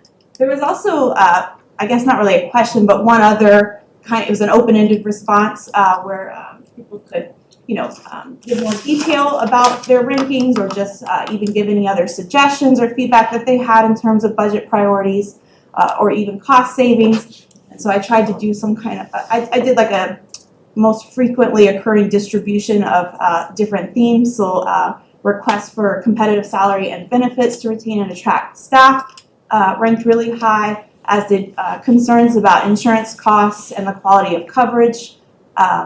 There was a lot of emphasis on student safety as a top priority. Facilities maintenance, specifically A-rooms, parking lots, just physical conditions of buildings was reoccurring. Transportation also had reoccurring themes of length of bus rides, double routes, and the number of student ridership. And then there were suggestions about that happened a lot for, not that our class sizes, people wanted to see us maintain our class size. So happy with class size, but let's keep it. And then strengthening student supports by prioritizing roles that directly serve students, additional funding for instructional materials, lots of commentary on additional special education staffing. I will say 30% of our respondents did align. There was a question on there like you could check what community group or, we had a very high number of people who aligned with special education that responded. Expanded offerings for CTE was another one that occurred a lot, as well as advanced coursework. And then some, not quite as much, but there was definitely a theme of increasing variety of extracurricular in addition to sports offerings. And then the ones that focused on food services, just emphasis on student meals and prioritizing nutritious food options. Sometimes hard to summarize a whole bunch of comments. So. It's a lot. I'll tell you what I do with verbatims is into Chat GPT for some theming and quote pulling. But at this scale, it's a little bit easier. A couple of questions. So student meal, is it your intent to send redacted verbatims along with this, or is this summary the end product? I'll let you guys tell me what you'd like. We can do either. If it's not very much work. I did not want to put the specific comments in the public packet just because people may or may not want that in there, but in terms of giving that to you. Yeah, I don't remember a disclosure, when you participated in the survey that your comment might. Because it was anonymous, but there were people that, put their name or identified things and, you could ask, like, I want to be, contacted about my response. So there would need to be quite a bit of redaction. Yeah, It was that's fine. I'm happy to just take the summary as an end product, and to be clear, as a professional who does surveys for a living, I would absolutely never give anybody personally identifying information in verbatims, because that's how you never get public opinion again. On the student meal front, so is it concerns about, from what you remember from the verbatims, are the concerns around the nutrition of the current offerings? Is it? I wouldn't really classify, I mean, some, yes and no. Okay. The theme of, like, some were in the context of a concern, like, I wanna see more nutritious, fresh offerings, but some were more of a, let's keep doing this. Okay. And I'm more than happy to go back and, like I said, redact That's fine. information. I just wanted to poke a little bit so I understand a little bit more around the context. I'm happy to take your summary, like I don't need to. And I see did rank them, these are kind of ranked 2 and frequently occurring, so just in terms of it, I think my threshold was 10 or more, but the student meals I think was somewhere between like 12 and maybe 15, definitely less than 15, so it wasn't a high number. That's super helpful. On transportation, in terms of like length of bus routes, double routes, student ridership, et cetera, if we keep records as it relates to historical tracking on how long our average bus routes are, or what the like maximum bus routes are, or do we have more how many double routes do we have? Is it more than we've had historically? I think we're not gonna solve that today, but to the extent that we could get a little more context on the where are we today in terms of number of routes, number of drivers, how many are doubles, how many bus routes are over 45 minutes. I think if we're able to get some content on that, and however long Miss Marsh's team needs for that, I think that would help us kind of place it in kind of context or competitive perspective. I don't know if this is a problem that we always have and we continue to struggle with, or if it's always a problem and it's worse now. So I don't know if it's a metric of intensity or direction, if you will. And it does come up quite frequently. In fact, that was one of our summer work groups, and we're continuing. We actually have a meeting, I think, at the end of this month with the team to look at that. While we're talking about carryover turn back, a technology person has recommended, they found something that other divisions have used. It's about, I think it's $3,000, but it supposedly will provide a pretty detailed analysis where you can put in, your existing bus routes, your fleet number, drivers, route, student ridership, and then it will analyze and see if, and provide recommendations in terms of are you being efficient, where are their needs at. I have not seen a presentation of it yet. But. Yeah, it feels like something we should get a demo and or a free whatever to try out. So that was buses. So the middle school parking, it's not on this list, but the middle school parking lot over by the new track, I don't know where that is as it relates to getting that paved, both for ADA compliance and to keep the gravel from ruining our investment. Do we know where that is process-wise? Do we need to ask the supers for money for it? We just want to do it? Is that something we could take as an action item? I don't see Don, so I assume he's not here in the moment. But can we get Don to close that loop for me? Because I'm getting questions from supervisors about making sure that we're maintaining and taking care of that investment. Sure thing.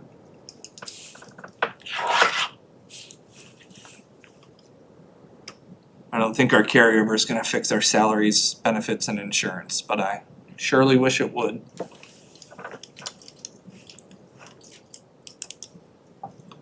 Any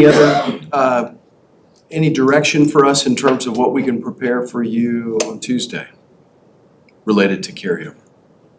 I think that list is a good start. And if any board members have any other ideas, just bring ideas to the meeting.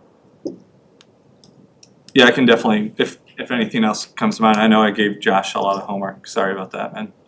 And that I poked on another few items, but I like to have, both during the budget season and during carryover, I like to set the frame of these are all of the things we could possibly do and or that are top of mind, and then sort of work towards consensus. So thanks for allowing me to grab an enormous brush and make a mess of things. Sure. All right, so moving on to FY '26, we did receive our first sales tax payment for, it was about $450,000. We also received allocations for Titles 2, 3, and 4, which were pretty similar, a tiny bit more than what we received last year. We're still awaiting Title 1, and then we put a request to the county for any supplementals that are needed. There is a public hearing at the Board of Supervisors for the non-local carryover request for FY '26 next Wednesday, October 15th at 7 o'clock, and I'll plan to be there in case there are any questions, and that was the state and federal carryover funds that were unspent last year. And then for FY '27, we took a look at the budget planning survey, and then we have our seminar next Tuesday.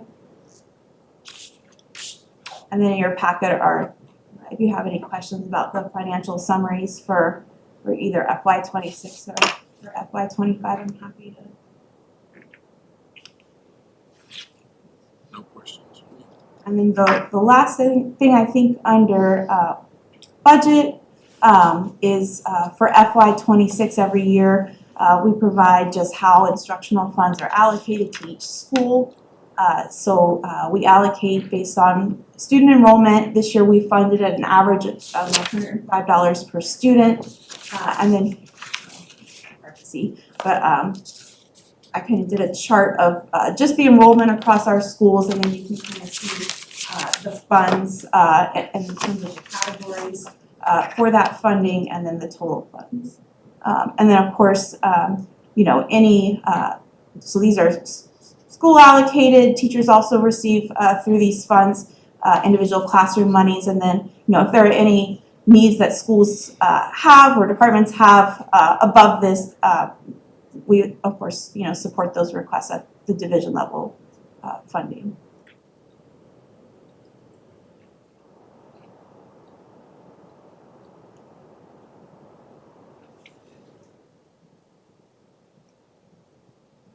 No questions. Thank you. Keep going. Good. You want me to move to the prep? Yeah, you can go to the prep. All right.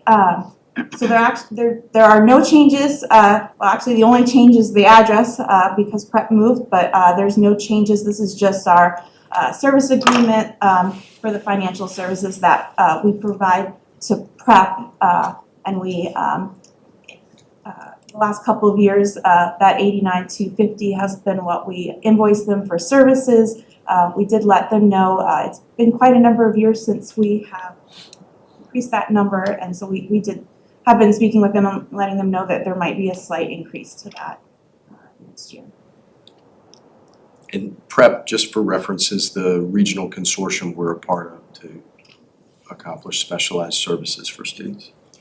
That includes running Ivy Creek as a standalone, which is now up north on 29 as opposed to embedded in an Albemarle complex. If you have any questions about what we do there or any of the stuff, I do my best to make all the meetings. I'm not perfect, but I can also do a better job evangelizing just the high quality work that they do. So this is in your packet today for first review, and then a request for approval next month. I think that's all of. I think you got one. You want me to keep going? Yeah, you go. All right. So the last thing is curriculum and instruction updates. So every year in October, I kind of present our achievement results that include our accreditation. There have been quite a few delays at the state for accreditation. We were actually supposed to go public. We were supposed to find out last week, and it was supposed to go public this week. We still have not received our results, and they said there would be a week in between when the divisions found out versus when it was available for public release. So they're saying now that hopefully we'll find out this week, and then it will be available to the public next week. But I will present as much information as I can tonight.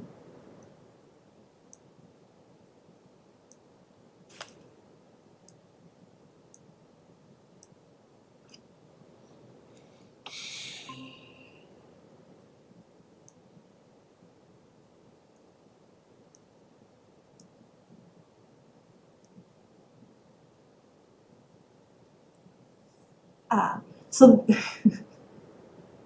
doesn't seem to work very well when I try to make this bigger. Do you have a function?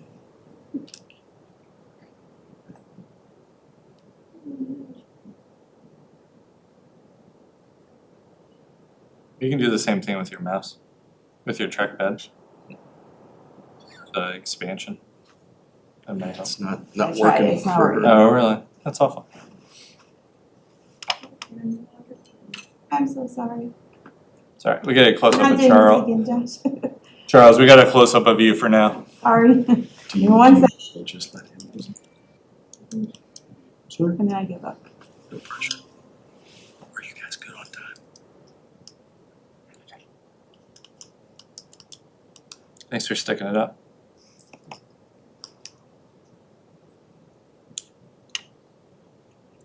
You want to pull it up, Josh? I was gonna say, if you do the PDF version, you should be able to. No, I was trying to pull up with my speaker notes. You wanna send it to me?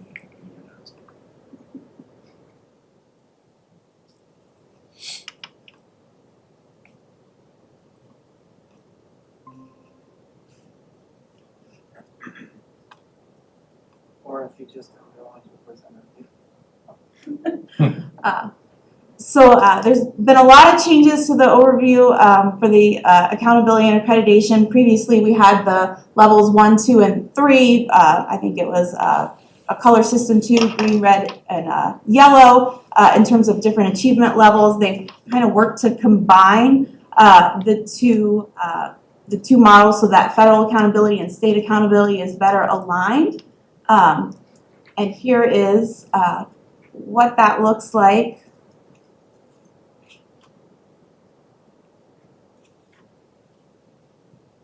I can't see it. All right, I give up.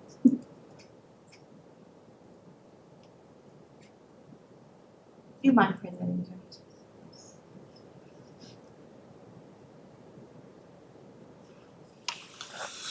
As penance, you'll have to say some silly word when you want him to advance slides.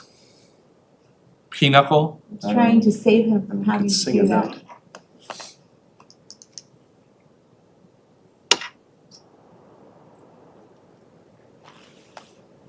I've been in an organization where they use the word tiger. Tiger. I forget the inside joke related to it, but Has has its own life. All right. So there are 3 main categories, both for elementary, middle, and high school: growth, readiness, and mastery. Mastery is based on SOLs. Growth is still based on SOLs, but spring to spring predictive performance. And then readiness looks different for both elementary, middle, and high school. If you go to the next slide, that is maybe a better illustration of just how they're weighting it.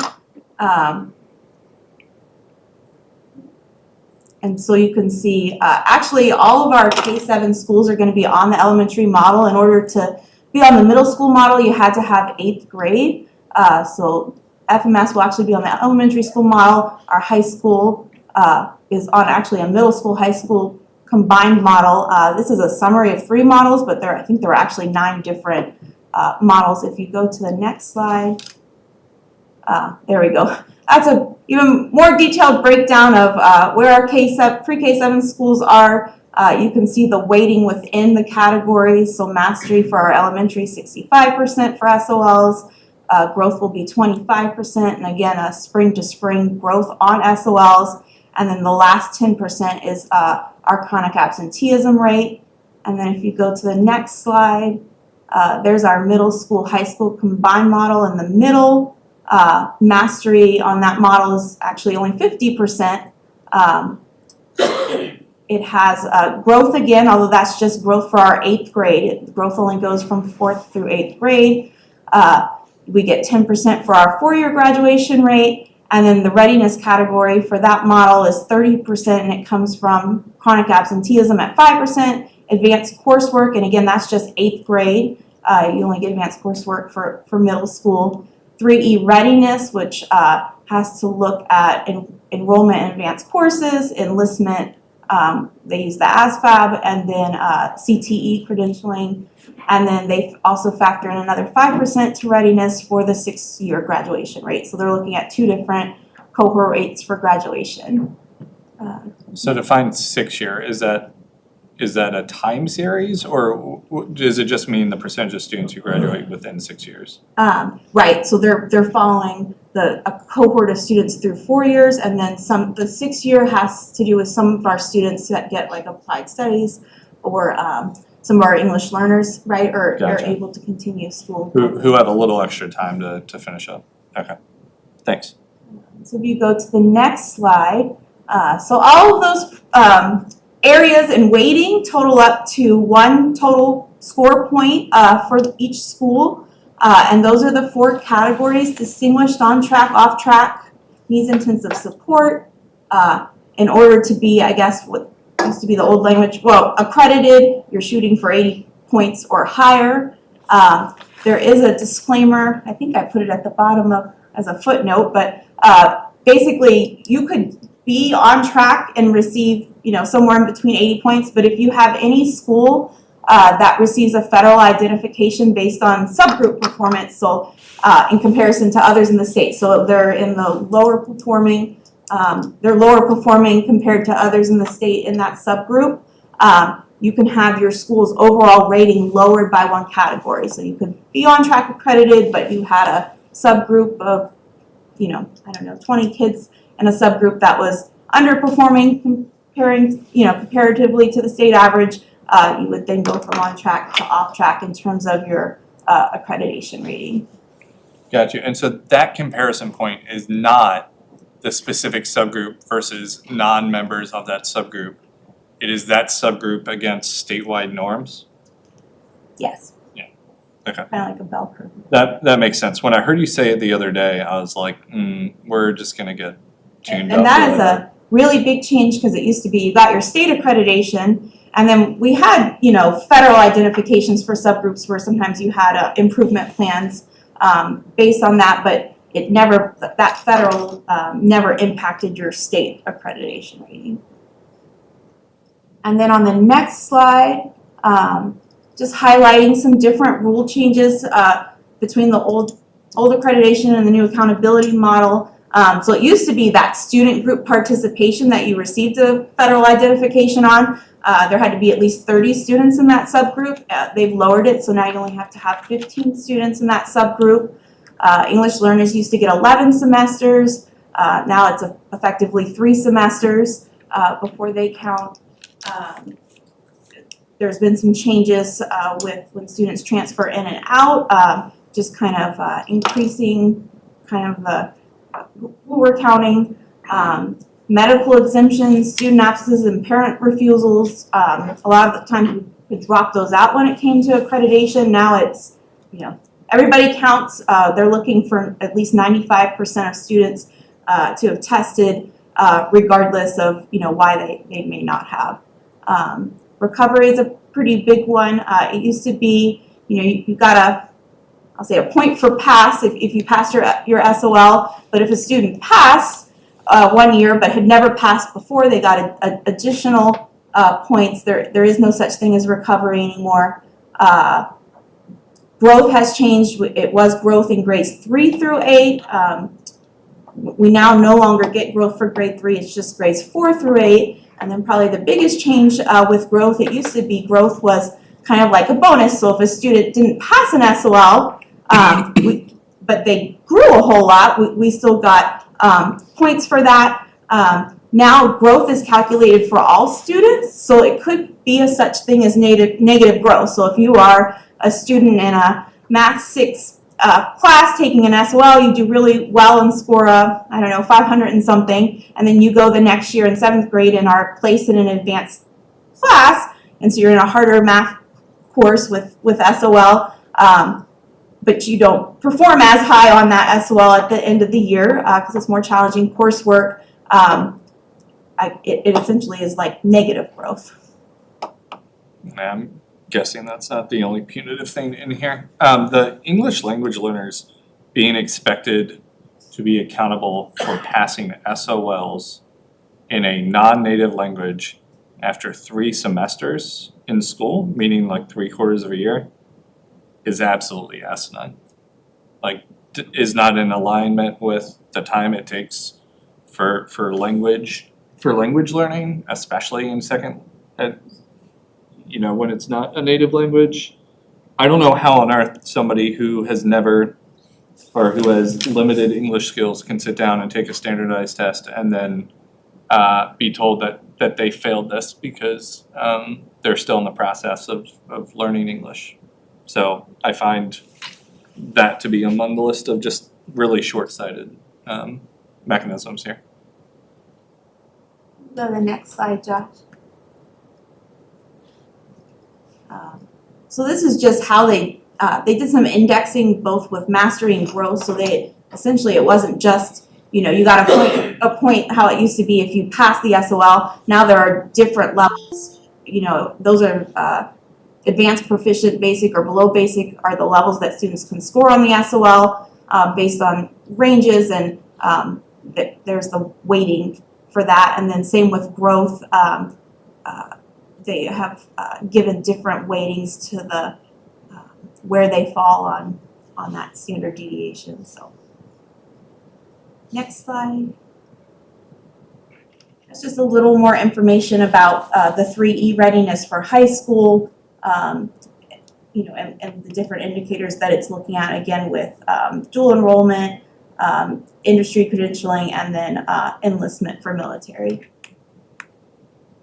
Next slide. There were some changes in terms of English learner progress. So if the English learner, and it goes back to that subgroup of if the English learner student group is below 15, it doesn't count. Basically, they are reallocating that weight within the growth component. So that was something that did impact us at Carysbrook, I believe. Can you remind me, how many English language learners do we have in the division currently out of our K-12? We have 90 that are receiving services and about another 30 that we are monitor, meaning they've exited services within the last 4 years. Thank you. So next slide. Actually, you can go one more. So this was where I was hoping to be able to click on and show what our accreditation designations are for each school. But again, it did not release this week as expected. We have done a lot of work with like mocking up our own workbooks and trying to hand calculate formulas, but we're really just on pause until we get confirmation from VDOE. Next slide. I do have information though about our English learner progress. So spring of 24, our division, we were at 55% of students meeting progress measures on that spring WIDA access test that is federally required. The target was 54. This year we increased to 58%, and the target was 56. And if you'll remember, in spring of 23, our division average was actually 38%. So we have made some big improvements, and I honestly will attribute most of it to we now have an English learner teacher in each school. The 63 to 80% in Central is, I don't know how large the base size is, but that's pretty sweeping in terms of improvement. Next slide. So chronic absenteeism, so that's that's going to count 10% right in the elementary model and 5% in the high school model. So you can kind of, lower numbers are better. In 2023, we were sitting at an overall division average of 32, and we are now at a 25. Carysbrook has had some really significant declines, as has Central. We have seen progress in the last year at the high school, and some progress at the middle school, and that definitely is a focus area for us in the middle school this year. And again, this is not daily attendance, this is the percent of students who are absent 10% or more of the school year, so 17 days. So percent of students that miss 17 or more days of the school year. Yeah, this is a problem. and has been a problem. Can we get benchmarking for surrounding counties? So we know, so there's both an absolute and a relative reaction to be had. The absolute is that a quarter of our kids in the middle school missing 10 to 17 days or whatever the metric is just unacceptable. It's unacceptable to them. If they're not in our building, they're not learning. Clearly, we have some budget stuff to talk about as to whether or not we need or want to invest in another attendance person. As much as I don't like to use money, carryover money for staffing considerations, like how can we not try to remedy this when a third of our high school students and a quarter of our middle school students miss 10 to 17 days? That's just, we're failing them because they're not in our building, so we gotta do something. So outrage aside at like objective numbers, I'm also curious. I suspect that this is a broader post-COVID trend, that other divisions are similarly situated, but I don't know. So I'd like to know what these numbers are by level for the surrounding counties. I'd like to identify the ones that have better lower numbers and figure out what they're doing. And just try to beg, borrow, and steal until we can get our middle and high school numbers down significantly, because that's just too much. I could absolutely bring that next week to work session where we want to do the 4 other divisions that we typically compare for like salary averages or. I'm happy to have whatever. I know that I've asked for a lot of data so far, and so I'm happy to have you prioritize it as you need to, and I don't expect you to spend your entire week on these things, but if you're able to provide, just the surrounding counties, divisions that we generally compare ourselves to, the same set that we use for the salary study, and any others that might have been discarded for other reasons that are around us. I just want a sense of like, it says 33% at the high school last year were chronically absent. Like, is Louisa and its 50 attendance folks pulling in a 10% absentee rate, or does 50 buy them 25%? I just don't know. But we just have to know. So I don't mean to make light of it. I just genuinely I don't know how to place this in comparative context, and I genuinely don't know what 50 attendance staff buys you, but I'm super interested to learn. Probably lower numbers. One would hope, right? Well, I will say, we're pretty average in terms of like SOL comparisons, because I do look at that. I have looked at our comparison for attendance, and we are definitely in the bottom 10% of the state in terms of attendance numbers. I will say there is though some differences in how each division sometimes approaches the coding for attendance. So sometimes that can be a calculating the factor, metric. but but at the same point in time, right, we can see where we are as a division, and while we have made progress over the last 3 years in terms of this, we do still have a significant number of students missing 10%. To be clear, we are in the less desirable 10% of the state, meaning that our absentee numbers are higher than 90% or 80% or whatever of other divisions. Don't quote me on the 10%, but it's definitely in the Okay. bottom quartile, and it's less than 25% for sure. Okay, yeah. But I can. If we could get some more on that, getting kids to school is not a new problem. I struggled myself in K-12. All of that said, we just gotta invest to get our kids in the building. We can't teach them if they're not here. I do wanna know why our elementary schools have had really good success in reducing those rates year over year. We're kind of a little more stagnant at the middle, and I'm not throwing shade. I just wanna know what the difference is in approach. Why are we more successful within our county at the lower levels in getting the kids to the building? And, is it just stickier and or harder at the upper levels? But anyway, I'd like to I wanna poke more here because They're a little older, they have a choice to go to school sometimes, younger. totally. Impact the parent, right, that has to. Yeah. Yeah, no, I'm with you, and there's a lot here. I can't see this and then not wanna roll up my sleeves a little bit more.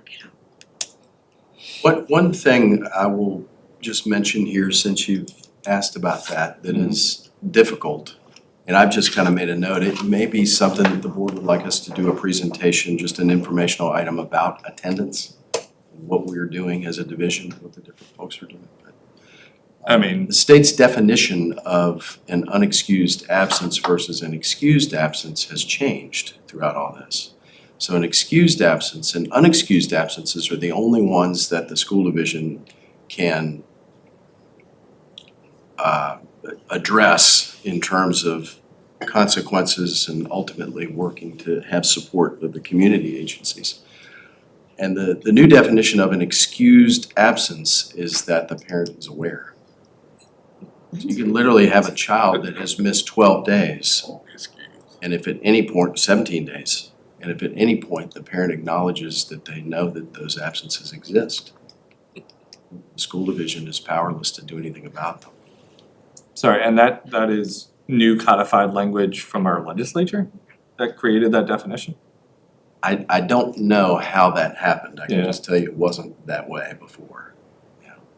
I would love, and I saw at least a head nod, and I don't wanna speak for anybody, but I would love to hear more about what we're doing on Sure. on absenteeism. I'd like to see comparative numbers, and I'd like to talk more about like what is it we can do? Is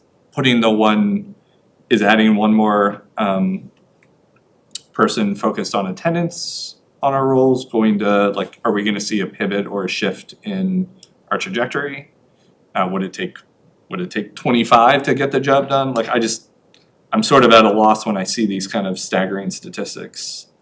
Like, how do you begin chipping away at this? And there may be pretty novel ideas. Students who don't reach particular thresholds get entered into drawings. I mean, as silly as it is, like putting up incentives to families or to students to encourage them to be in the building. Like, in addition to the stick, which seems really ineffective at the statewide to compel families to send their students to school. Maybe there's something to be had on the carrot front in terms of encouraging as well. In the interest of brevity, I'm gonna hold my questions, but I'm going to be in touch about questions about any potential correlated fiscal impact that these rates may or may not have. And, you know, the cost versus reward for spending more money on Sure. subject. Oh, it sounds like Nikki wants to get mathy with me. Mathy. Yeah, to Nikki's point, our ADM is based on attendance rate, so the amount of money that we get per child, that per child is based on attendance. And so theoretically, hiring an attendance person and getting more students in the building may very well pay for itself. Maybe worth 45,000 or whatever we were asking for in carryover. And genuinely, I'd Or not. just be happy to have the kids in the building. Cool. Next slide. So while we, even one more. While we don't have accreditation yet, we do have state SOL information, and we can compare. If you go to the next slide, here are Carysbrook SOL pass rates for both reading and math.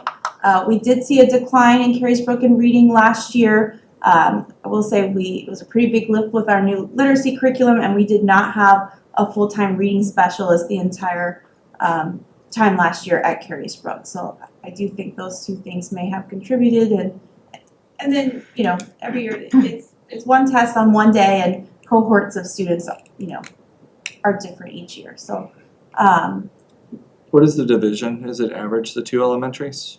so the division average is actually grades 3 through 12 that have a reading SOL. Oh, got you. assessment. So it's a comparison to all of our Yeah, buildings. so the light blue is Carysbrook, grades 3 and 4, then you could see the division average 312 reading, and then the state comparison. In the state's K-12 Yes. reading, okay.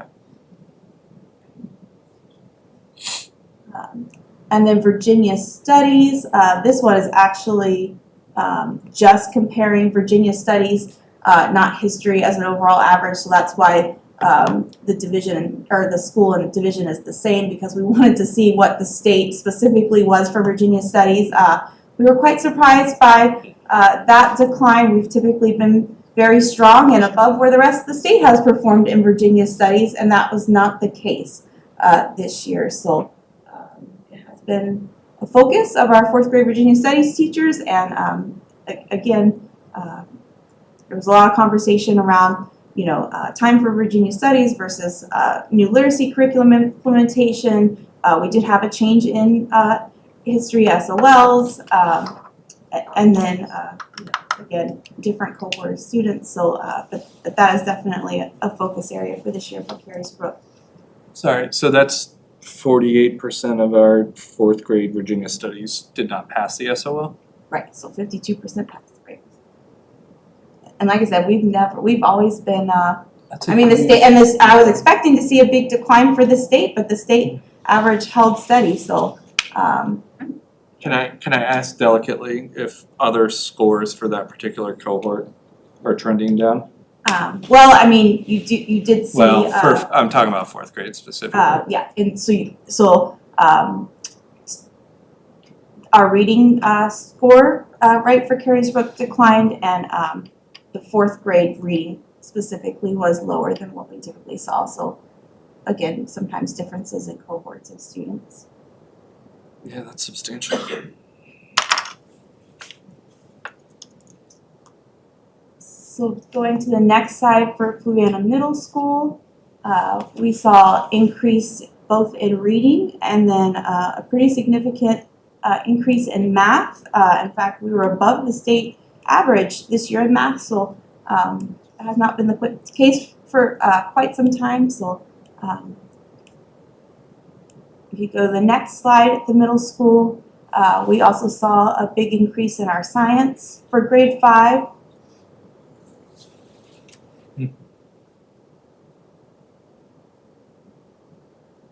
That is, again, just like Virginia Studies, we wanted to see where grade 5 science was for the state. So that is just grade 5 science.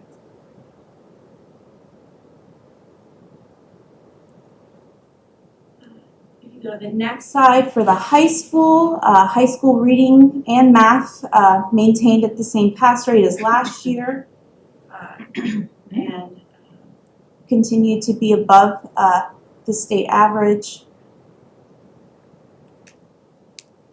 And then next slide, science and history maintained, but again, not where we would like to be for science and history, especially given our reading and math performance at the high school, and especially in comparison to the state average for those areas.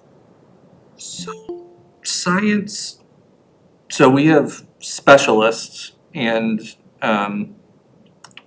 we have dedicated specialists for reading and math, and I know that we've talked about in previous years implementing something similar for, I think it's specifically science and history. Are we getting or do we have a sense of having implemented those specialists in those areas? Do we believe that implementing specialists for science and history can help break the existing trend here? Well, it has come up in recent years as a budget ask. Most surrounding divisions, when we looked at different specialists last year, have a science and or history or both coordinator. We did do some restructuring as like a pilot internally this year, so we might be able maybe at the end of the year to answer that question a little better. It was a little bit out of necessity with me kind of moving to double duty this year, but so our we have a math specialist for the division. We have an elementary specialist and a secondary specialist for literacy.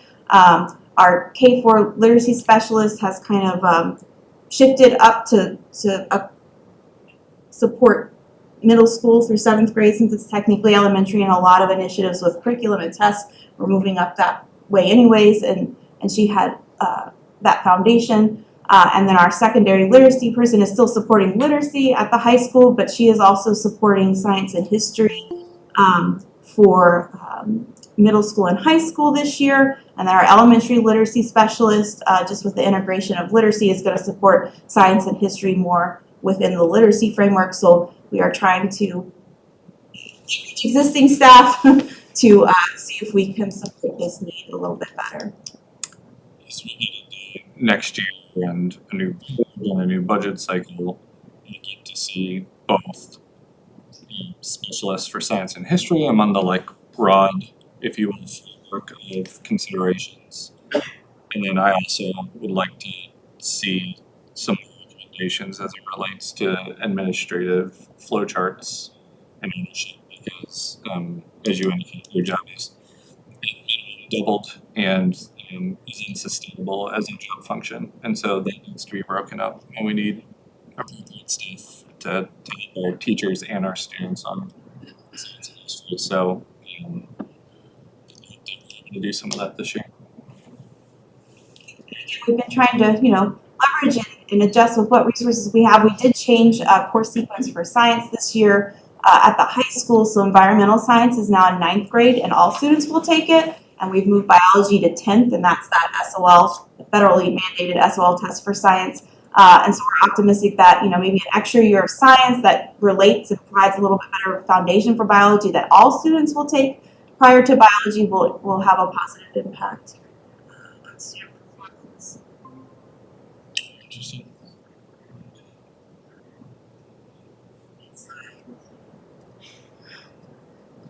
Tell me to go faster or slower. I have a lot of slides. So this is our reading data. We were looking at projected proficiency. So the percent of students that were meeting the cut scores from the map linking studies to kind of predict SWL pass rates, and we just were looking at hopefully a positive change in the percent of students that were meeting those cut scores from fall to spring, and we did definitely higher at the lower grades. These numbers are sweeping. So I mean, were the cut points, like how are the cut points determined? Seeing 43% growth in one grade level, unless it's targeted intervention, doesn't seem. Well, so those projected proficient rates are set, and they have a correlation to MAP does a big linking study, right? That correlates to their RIT to what would project the students pass on an SOL for each grade level. So I mean, you expect with students coming to school every day, getting instruction, right? Like there should be big changes like that in terms of the percent of students that are meeting those cut scores in the fall in the spring versus the fall. I see. So this is functional in grade growth. This is more of a metric of like predicted pass rates, more so than how we typically think of MAP and growth. So if you go to the next slide for math, again, that's kind of the same metric for math. And again, what you would expect, we do kind of take a look and see what grade levels are either experiencing, higher or lower, and where we can kind of target some more of that intervention support and drill down to classroom student level. But if you go to the next slide, this is actually more that typical growth, right, where you're looking at individual students, like each individual student has a projected typical growth based on their grade level, past performance, and so you can see the black shading is the typical growth that MAP is projecting. The pink is what our students how they actually perform. So you want to see it at a minimum. You want to see them get very close to the or surpass it. And there's definitely this is reading, like you can see grades 6 and 7. Our students were exceeding what our expected typical growth was. I will say in grades 9 through 12, that's not all students tested. We can see the student counts. Those are students that have mostly our special education students that have we've identified this as a continued support for them. If you go to the next slide,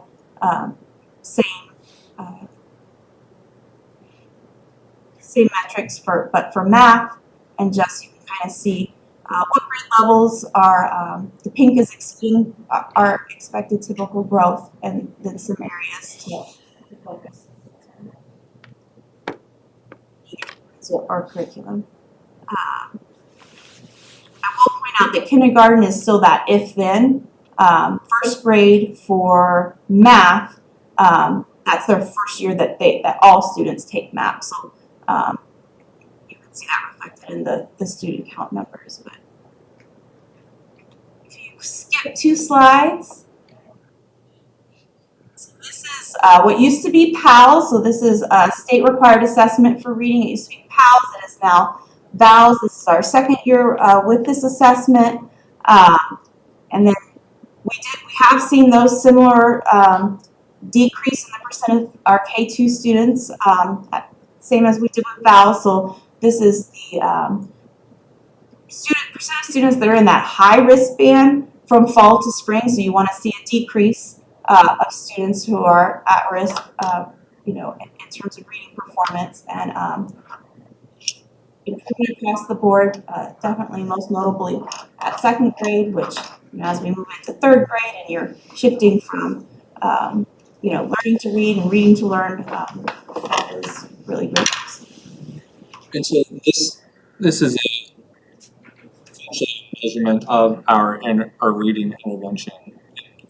Is that an explanation for that? Yeah. So you test the kids, 28% in kindergarten are in this vulnerable criteria. We have the school year left to intervene and to identify and to teach, and the number falls. Really success in the spring. And are all the kids in each of these grades tested? Is second grade all of them? Yes, so state mandated all students K2 tests. Third grade is where we move to if you're new to Virginia or if you were in that high risk band in second grade, we would continue to assess in third grade. The intervention in second grade is really interesting. And it may be related to just fundamentals and the way that sort of knowledge and other things stack, but that 36 to 11 is pretty dramatic. And then on the Exemplary teachers. So Is a second grade teacher. it's substantial. And then if you go to the next slide, that's just another look at what percentage in this spring, what percent of our K2 students fell within each of the wristbands. So overall K2, 18% were in that high risk band that will, continue interventions and reading plans for next year services, and then low and moderate risk.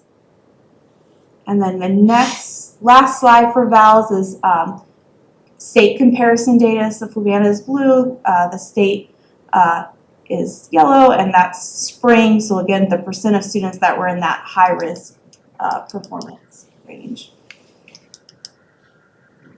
So it's good that we have lower in this instance. We want to be much lower than the state average.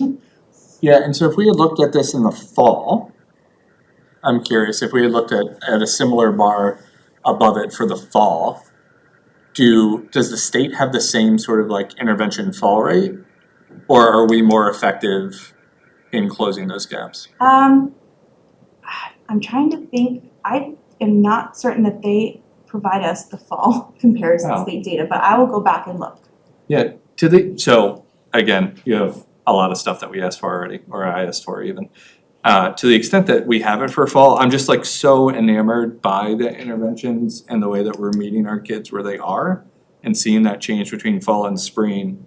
I'm fascinated to know whether that is representative of statewide trend or specific to the ways that we're implementing, and I think that can say wonders about sort of pedagogical approach.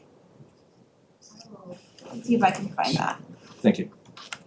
If you go to the next slide, so the VKRP is our assessment. Well, we actually do it in pre-K and kindergarten, but this is our kindergarten reporting metrics. So basically, again, it's looking at the percent of students who are meeting benchmarks.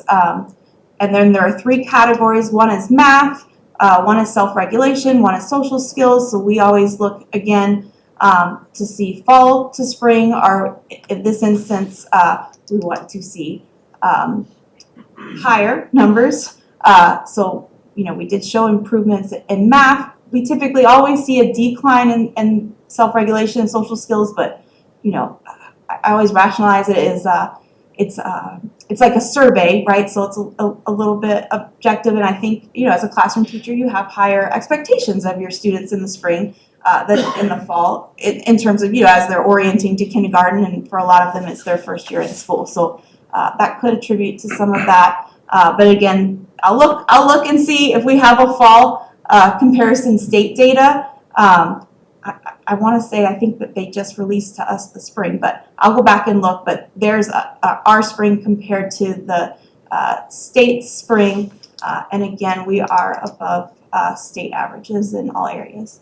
Sorry, yeah, actually, it's funny, I was thinking less about trend and more about sort of how the data is captured. So are you saying that the self-regulation and social skills are a product of teacher evaluation of the individual students? It's a rating survey. So a teacher completes a rating survey for both of those areas for each individual student. Okay, so individual level aggregated up, gotcha. And then they do it fall and spring, and yeah. Okay. Interesting. Yeah, I don't know enough about this one. It is an interesting way to collect data. Next slide, actually one more slide. So here is a breakout of our division enrollment. For gifted, I would say the biggest thing to kind of highlight is that we are working and would like to see better alignment in some of our subgroups, you know, when comparing gifted identification to our division demographics that are on the left. Next slide. Yeah, I mean, are we doing, so like how early are we functionally identifying gifted students and providing opportunities for them? Well, starting as early as kindergarten, teachers can make referrals, parents can make referrals.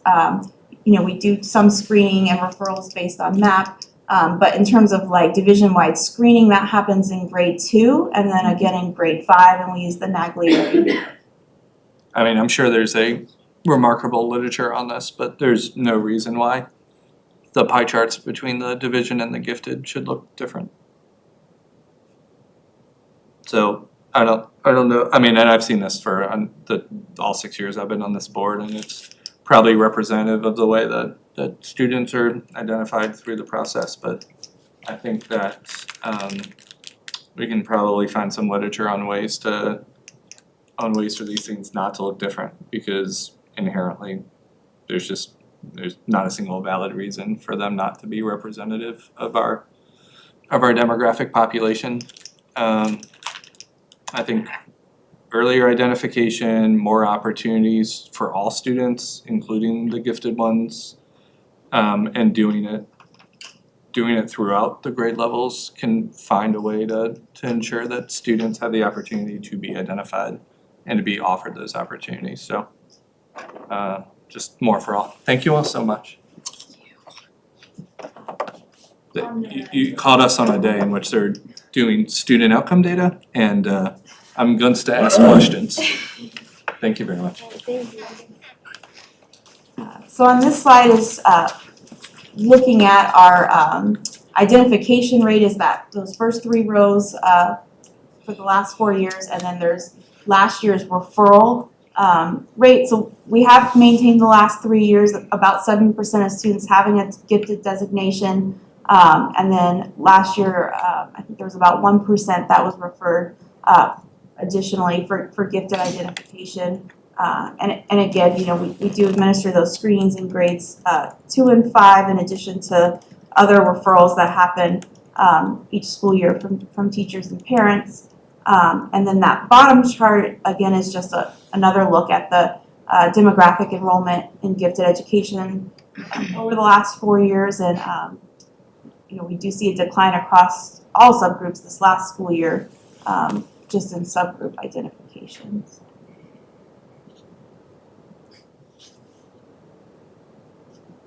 Is there a universally held and or shared definition of gifted, and in the way, and a shared definition that transcends grade level in buildings, such that it's hard for me to be honest, because our brown and black and other students are not fundamentally less gifted than others, and so it's about the identification process. And so I'm just curious, and we don't have to answer it tonight, but I'd like to learn more about the way that we sort of define gifted students, what the signals are, how they should transcend standardized and project-based learning and all of those things. And I think if we can provide more enrichment for all students, that we will see numbers like slide 35 cease to exist. On the next slide is our Ridge Virtual Governors School enrollment. And we maintain similar enrollment last school year compared to 23-24 school year. I mean, those But numbers. similar demographics, right, to gifted. Yeah. So on the next, if you go 2 slides forward, I do have some PSAT, SAT data, but I do want to point out, so they're being offered now as optional, and I think that's been the case for the last 2 years. It's also no longer a governor school requirement for 8th graders, so I think that can account for also some of the decline in participation. And then at the same time that we made it test optional, we also have students now that are paying for PSAT, SOL testing. We did have PTSO and some community groups sponsor scholarships this year, which was a really big help. But I think all those things kind of coincided all together and do account for some decline in participation. That being said, we have decline in participation. However, the students that are taking the test, we do have a higher percentage of students that are meeting benchmarks in reading, writing. We were 73% compared to state national of 55 and 53.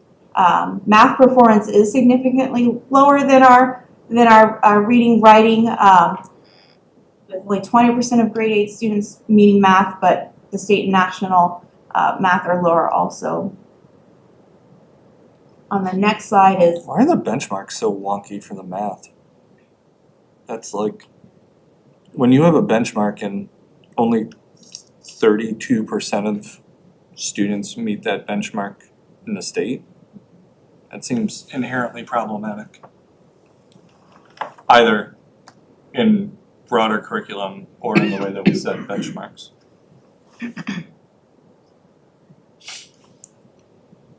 So again, on the next slide, so grade 9, decrease in participation, but same trend of increase in the percent of students that are meeting benchmarks in English and math, both above state and national results for grade 9. But again, it's 26 students of ours that are represented there. Grade 10, similar trend. I don't want to sound like a broken record. And then on the next slide is our averages for SAT scores. So our class of 2025, we did have 48% that took the SAT compared to the previous year class of 24, I think 54% took the SAT. It does seem that colleges and universities are starting to, we had that swing where a lot were going to test optional for admission processes, but now it seems like we're going back the other way again. So, this may be something we want to revisit as a budget consideration for FY27 is to, look at the possibility of funding PSAT and SAT tests again for students. There are no fee waivers for an SAT on a school test day. $60 is the cost. We get a small discount based on our division's poverty rate, but it brings it down to $56. But it's $56 for any student that would want to take it. So why are the fee waivers done in aggregate and reduce the total or average cost per student instead of being used to offset the cost for those who can't afford it? Is that a state? Not our rule. It's a state. Yeah, that's a whoever. I guess whoever does I think the. Ms. Blevins explained this to me in the high school hallway a year or two ago, and my head about exploded. So,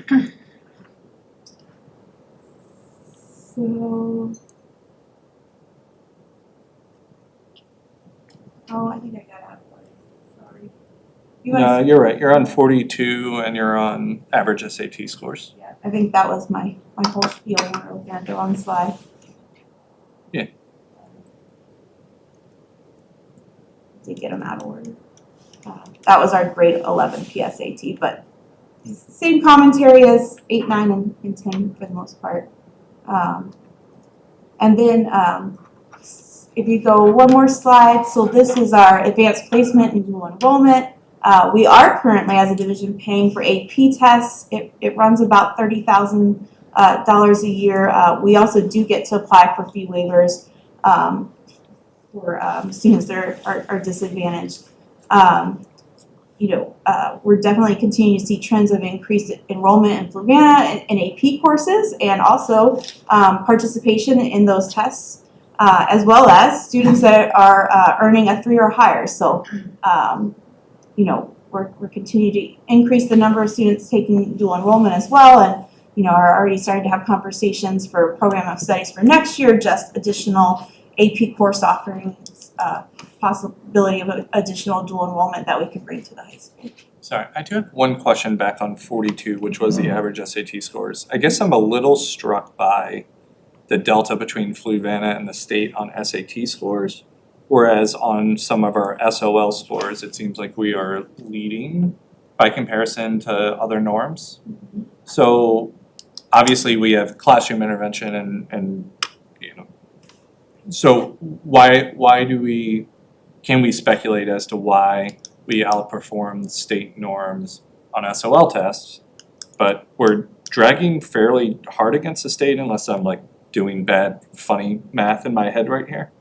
It seems like we are further back from the state average than one would anticipate given SOLs. Is this like a NOVA and money I could speculate effect? difference in assessment, and we take SOL tests once a year, although we do have a line, benchmark test and unit tests that kind of are similar formats that maybe students have more experience comfort level with versus the SAT being very different. I wonder if other divisions actually I wonder if other students have been taking PSAT and SAT prep things to get experience. We're dragging 70 points on average on SATs by comparison to the states, if my math's right. And our students are performing better on SOLs on average. And our performance on PSAT is actually the opposite, right? We're performing better on. Our students are doing better on PSATs compared to the state average, but again, it's such a small number of students. It's the selection bias. So props to those who take it, don't have to, and keep at it. But I suspect that other divisions are getting more practice on PSAT and SAT and more prep than we are, because 70 points is a big deal, and it really does. As much as I wish standardized testing didn't go into decision requirements, something has to. I wish it played a much smaller role than it does. 70-point difference between us and an average student really makes difference in terms of admittance. And so I do want to see PSAT funding back on our budget lines for next year. So I'm happy to have that conversation. That's just, 70-point difference between us and the average Virginia student? Like, that's crazy.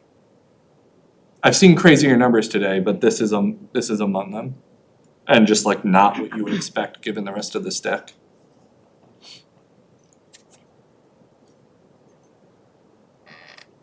Sorry for yet Sorry. another intervention. Uh, We were at 45 advanced placement data is where I pulled you off course. So this is just showing, so we did see an increase in the number of our students that were scoring 3 or higher on those AP assessments, which again is good to see an increase in the percent, or in the performance, since we are seeing an increase also in the number of students who are taking the courses and participating in the assessments.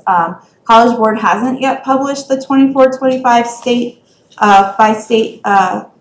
It's like the school report yet, so I don't have the statewide and national information yet to share. Yeah, I'm sure some of the early years are COVID era hangover, but like seeing 76% get a 3 or higher on AP that's not typical. It certainly wasn't what it was when I was coming up. So that's pretty remarkable.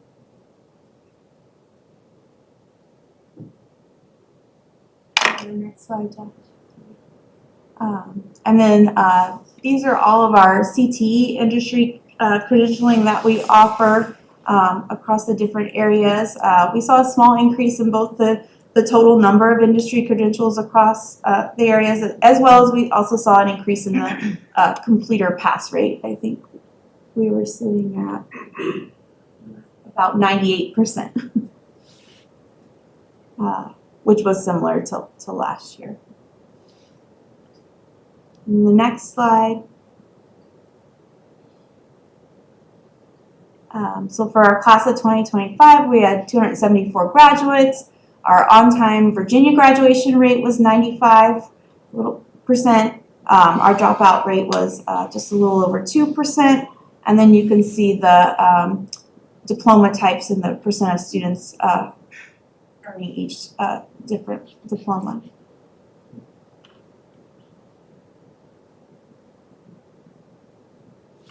So that is all of the achievement results that I have to share for 24-25, with the exception of state accreditation. So as soon as that is made available, we'll share it and I will bring it back to the November board meeting. Thank you. That was a lot of data. Thank you. Thank you for doing that. I find that genuinely, and it's always overshadowed by election season and all of that, but like the October meeting is, when you share this data, is one of the best that like we have annually. And to be honest, the reason that I take forever asking questions is that like this is one of, it is not the only way that we have of like measuring our students or knowing how well we're doing in the classroom, but like I don't know how this board could do its job without knowing this information and like responding to it in kind. So thank you so much for putting it together and for all the like, there's some really bright moments throughout this data. And then in some of the areas where I was asking questions, it's not that it's just that we have opportunities to learn from one grade or another, or from one cohort to another, or from other divisions. And like the more that we can learn about how our interventions and our pedagogy and our approach to meeting students where they are differs better or worse than other divisions, we're just getting stronger by learning from others. And so, you know, if I could force a board of supervisor or a citizen to sit down and have to watch one school board meeting, it would be the last 45 minutes from your presentation, because this is where it's at.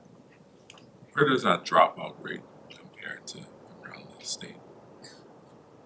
No, but if you want me to bring that next week when I'm bringing, how about I'll compare us to the 5? That's fine. That would be good to see. It's not a glass. I will commit to bringing a bunch of coffee over here. I apologize for the to-do list. And genuinely, whatever you can provide next week without making your life miserable, obviously. You have big shoes and wearing multiple hats, so please don't let me overstress you. Thank you, Ms. Flores, all that good information. Yes, thank you, Gemma, for all the info. It's very informative. Absolutely. Can you repeat that, Mr. Rittenhouse? I'm sorry, I cut you off. I'm sorry. Yeah, I just want to thank Gemma for all the information. Very informative. It's a lot for us to take in, and certainly we'll discuss it next week. Thank you, Mr. Rittenhouse. On to unfinished business. Board, there any unfinished business? Have anything? All right. On to new business. Any new business? I think my new business is the last 48 slides we looked at. I will reference them quite a bit, because I genuinely do think that this is an instruction manual to the division and something that we should all know. All right, on to action items, 12A. I will entertain a motion I guess, Dr. Chris, anything we should be looking out for or we should pay attention to? No, sir, these are the same policies you reviewed last time. And there haven't been any changes. I'm happy to answer questions, but there's nothing different. I recommend you approve. So, all right, entertain a motion for approval of the VSBA policy updates for September. Charles, you want to make a motion? Yes, I make a motion, we approve the policy updates that we reviewed in September. All right, thank you, Mr. Rittenhouse. Is there a second? Thank you, Ms. Sherry. Any discussion? All those in favor, please say aye. Aye. Aye. All right, on to 12B. Music stipends. Okay. Board members, and there should be something linked in there related to this. So, And young Miss Gifford. yes. In January this past January, the board approved an adjustment to 13 coaching stipends or sponsorship stipends. And this was in response to a comparative data presentation that Mrs. Grasser did. Essentially, you saw the specific stipends that were inordinately low, excuse me, comparatively to the neighboring divisions. And we presented a couple different plans. The one that you ultimately approved was a plan to bring those that were low to the average of those 5 school divisions. And so among those were a stipend for a drama stipend and a choral stipend, excuse me, not the choral stipend, head coach and assistant coach for drama. And what yeah, here it is. And so there was a clerical error on our part that we just simply left off the spring musical stipend. And so we're asking you to approve what I believe you intended to approve, or at least the spirit of what the board was trying to accomplish, and it wasn't put in front of you. So to ask you to approve spring stipend or stipends for the spring musical. Into that explanation. So it would be an additional $2,760, but it's not an additional request. We'll find those funds within other division instructional monies to make this happen. And like I said, there's a lot of students and staff that we're counting on doing a spring musical this year. We've had one for a number of years, and I do think it may have just been again what got costed out was for just a spring play, not a spring musical. So of that $2,700, $2,000 is to add 2 positions for a choral director and a band director.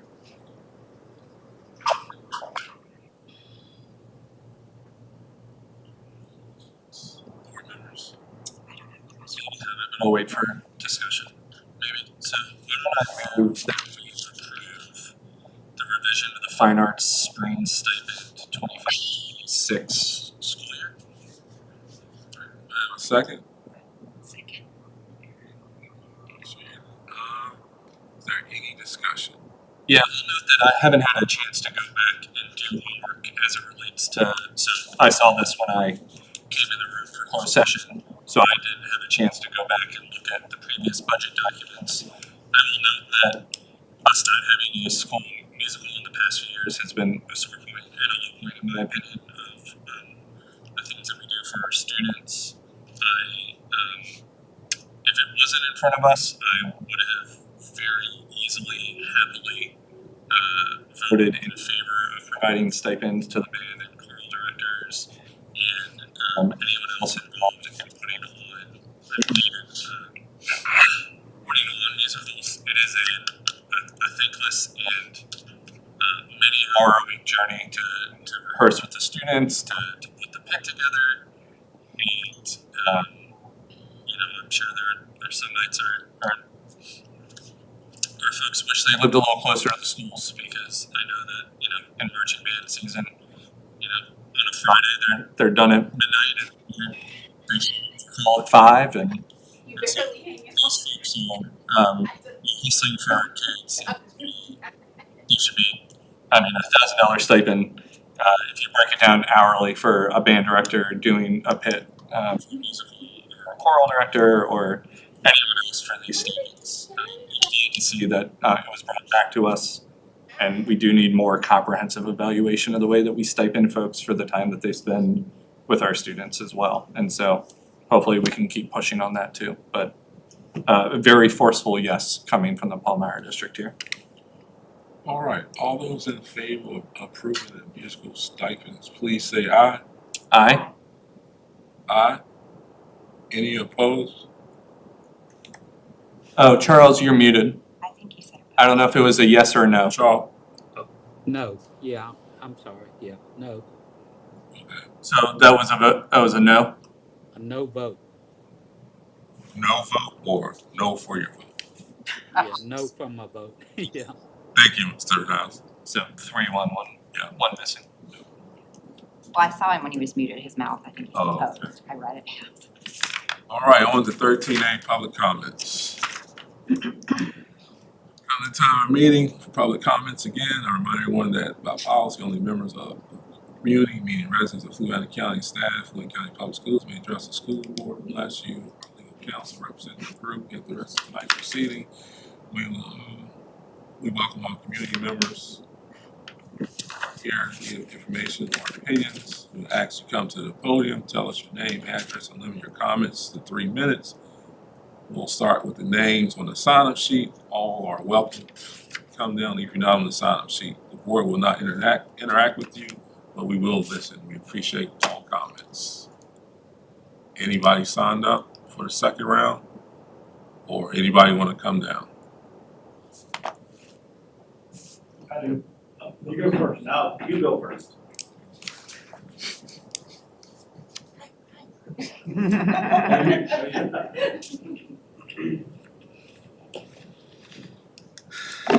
Good night, you all. So I am Mike Wells. I live in Fort Union, and I'm here to speak to you guys about something that's been kind of on my mind. A little bit about me. I started a law enforcement career in November 1994, and I'm still employed here in Central Virginia in law enforcement. And I'm a resident of Fluvanna and have 2 children currently in school here. So while I understand that the sheriff has competing priorities, and I know Eric personally, and I have utmost respect for him, and I understand his competing priorities, I'm confused about what's more important than our children's safety at these schools. And I know our SROs personally, and they're doing a wonderful job, the ones that we do have, but we are derelict in our duty if we don't have some sort of security in place in our school system, and that means armed police officers, armed retired police officers would be fine. I think they're more than just a person with a flashlight or just that they're have a distinguished career in law enforcement, and I'm not looking for that job because I'm still active. But I know lots of colleagues that have retired recently that would probably step up to the call. I would like to also say that I think it would behoove the board to back the sheriff's office in how they can approach the board of supervisors about making their sheriff's department more competitive to veteran law enforcement professionals. I am the Virginia Police Benevolent Association Senior Vice President, and we have over 10,000 members in Virginia now. And the Central Virginia chapter is under my purview. And I know that Fluvanna has a pretty decent starting pay, but I know where they fall off is after the years of service is where they are kind of losing the momentum of keeping people there. So essentially what they're doing is they're training their new recruits that come in and stay there a while and then find out they can go somewhere else and make more money. So you're essentially training new officers for another jurisdiction. So I think and I'm sorry, I hope I'm allowed to go over because I got just a couple more things to touch on. And I've sat here and listened to Dr. Kelly. No offense, because you did a great job. You got lots of good questions, but I hope that you're willing to listen to me for a few minutes too. I think what we need to do is we need to take a lesson from, and it's painful to say this because again, I feel like my children are a little vulnerable right now every day because with the 15 more seconds. Okay. Dave Grossman has an analogy. We spend money each year, and I his presentation. I've had the pleasure of seeing him twice, and he talks about everything in the room. Like we got fire alarms, we got fire retardant materials used to build this place. We've got this curtain back here, had to go through testing, and it's probably way more expensive. And we spend thousands upon millions of dollars keeping everything up to code for fire. But the last time a child died in a school fire, can you tell me when that was? And if we talk about safety for children, while I know fire safety is important, but there's more children that have died at the hands of violent offenders than anything else in a school system.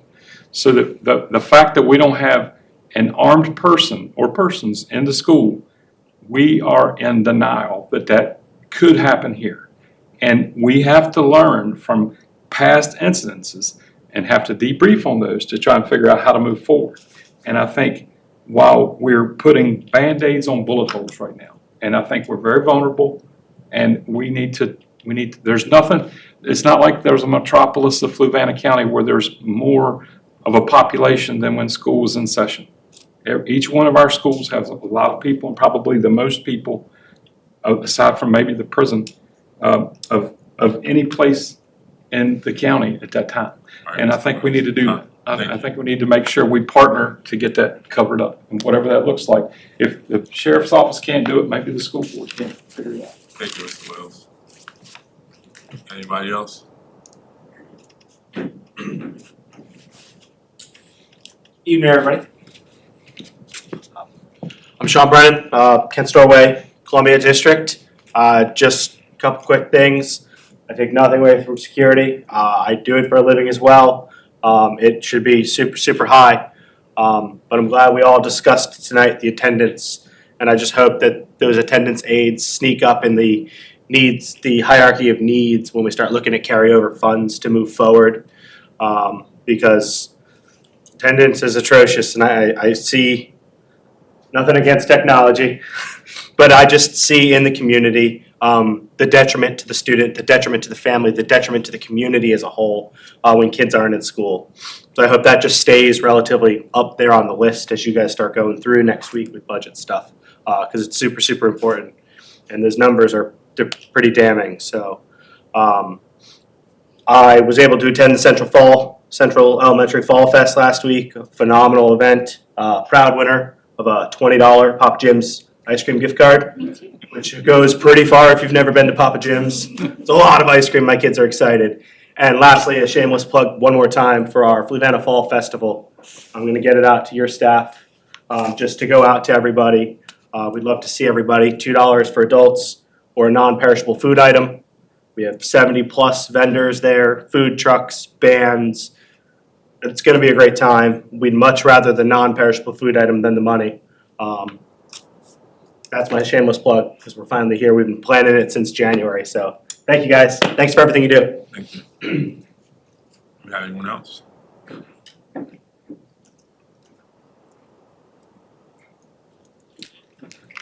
Good evening, Sarah Johnson, Cunningham District. First, I want to thank you all, well, 3 out of 4 of you, profusely for approving the musical budget. That I was going to talk about that. Now I don't have to, so thank you. That's going to be a really exciting event for our schools. I was also in the pit orchestra when I was in high school, and I had very, very fond memories of the musical. And Dr. Kelly is 100% correct. The hours and the labor that go into the 2 or 3 days of performing is so much work, but so worthwhile, and I have never forgotten those memories, so thank you for that. I also want to express I'm thrilled to hear Ms. Soares and Dr. Kelly give support to putting the money back, the budget back for the SAT and PSATs for the in-school testing. I was a member of the Fluvanna Leadership Development Program last year, and we did that as our project because the funding was cut. And you all saw the numbers just for the PSATs. They also dropped dramatically for SAT and in-school testing. A lot of students just don't have the means to go to the Saturday testing where you can get it paid for. A lot of students just didn't do it, unfortunately. And that affects scholarship opportunities, college opportunities, unfortunately, just their whole life. And that was a relatively small amount for the budget to remove, and I was very disappointed that it was removed at that time, and I really am excited to hear you all saying you would like to put it back. I hope that really comes to fruition very soon. One other thing I want to touch on that came up briefly was the nutrition program. I saw that came up in the survey, and I've been speaking to a lot of members of our community about just their thoughts on the schools, and that's come up a little bit, mainly breakfast options. I personally have never partaken in our school's food. I'm sure it's lovely, and my son says nice things about it. But a lot of comments I've heard from parents is that there's a lot of very sugary options for breakfast. I think that might be where some of that nutrition comments come from. If you look at the menu, you'll see donuts every day, cereal, and my son tells me a lot of it's sugary cereal. There's other options too, pancakes, things like that, but a lot of it's sugar. So I think that may be a little bit of that nutrition comment, just something to throw in there. I know there's a lot of really great breakfast and lunch options. I'm very grateful for the community eligibility provision that allows these students to eat. A lot of students don't get meals after school, unfortunately. So this is a wonderful program. I'm very grateful to have it. I'm not trying to disparage our program whatsoever, saying some of these meals are not healthy enough. Again, this is just repeating some comments I've heard from parents. But again, grateful for the opportunity to be able to feed these children. I'd rather feed them sugary donuts than nothing, if they can't afford it. But that is just something I wanted to bring to your attention, that might be a little bit of the concern that some of these parents in that survey have been addressing. And thank you all for the opportunity. Thank you. Do you have anybody else that want to speak? All right, we'll close this round of public comments. On to school board comments. Start with Mr. Rittenhouse first. Yes, I just want to thank everybody involved in the administration for the information presented tonight. Thank all the school board members for allowing me to participate remotely. It's certainly nothing at all like being there in person, and I'm sorry for that. But hope to see everybody next week at the seminar. All right. Thank you, Mr. Rittenhouse. Dr. Thank you. Yeah, I'd like to note that I'm happy to have Charles online, and that this board has never once denied a sitting board member the opportunity to participate remotely under our rules. I'd like to see that norm continued indefinitely. It is a hard thing to be here in the county every second Wednesday. Life happens, and so I think it's phenomenal that that we don't have any blemishes on that mark, especially as someone who has to routinely travel for work or for other purposes. So happy to have him here. I've said more than enough tonight and asked tons of questions. The only thing that I will do is I texted the band director because I wanted to know what the 2 awards were. And he says we've got first place in our class at our first 2 competitions. So by class, they mean sort of size of band. So first in the first 2 competitions, and I can tell you that I've had more Coldplay in my head in the last couple of months than anyone should. I know it's quite a statement, but because of the marching band show. And if you haven't seen it yet, I encourage you to come out on a Friday night to a football game and enjoy the halftime spectacle. It really is remarkable, and I hear something different in it and have different responses to it each time. And just so happy for the students to have the opportunities to do these things. I was a marching band student and a football player. I was in West Side Story. I played Diesel, so the one who fights Bernardo. He doesn't stab him, he fights him though. And there are some really ugly pictures of me on a high school wall somewhere with big mutton chops or sideburns and in mustard yellow, running around as a shark. And so I'm just remarkably excited when our students have the same opportunities that I came up with. And I would love to provide them more than I was afforded. So, thank you. Thanks, Dr. Kelly. Sure. Yes, quickly, I also want to give a shout out to our marching band for doing so well in their first competition so far this year. In the last week or so, we also had some additions to our Hall of Fame from the athletics department. I know I saw my friend Emily Brown Beasley in there. My uncle Rusty Ross, shameless plug, made it. I don't know everybody, but I saw it was a pretty distinguished list of folks that many seemed familiar.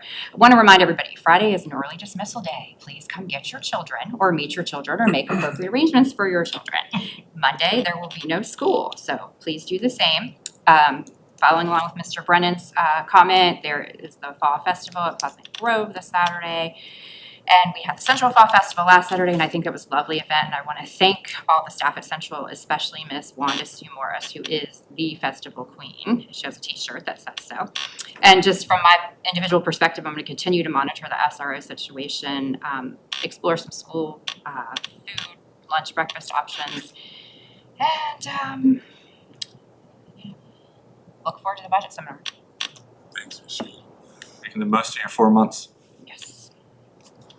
Yeah, I don't really have nothing much else to add besides I have witnessed Dr. Kelly run out there with the marching band, getting the equipment out there in, 40 seconds to perform. You only have a short window before the football game starts up. I also went to the Fluco Wall of Fame. It was a fantastic event. I think this is the 5th year they had it. Every year it's growing. I would just say look out in May. I think that's when applicants, when you can submit somebody to be in the Fluco Wall of Fame. And thank everybody for staying out late tonight and being here. So we got 15A and B, just information items. On the 16A, I will entertain a motion to adjourn the meeting. Mr. Chairman, I make a motion to adjourn. All right. Do I have a second? A second. All right. All those in favor, please say aye. Aye. Aye. Aye. Meeting adjourned.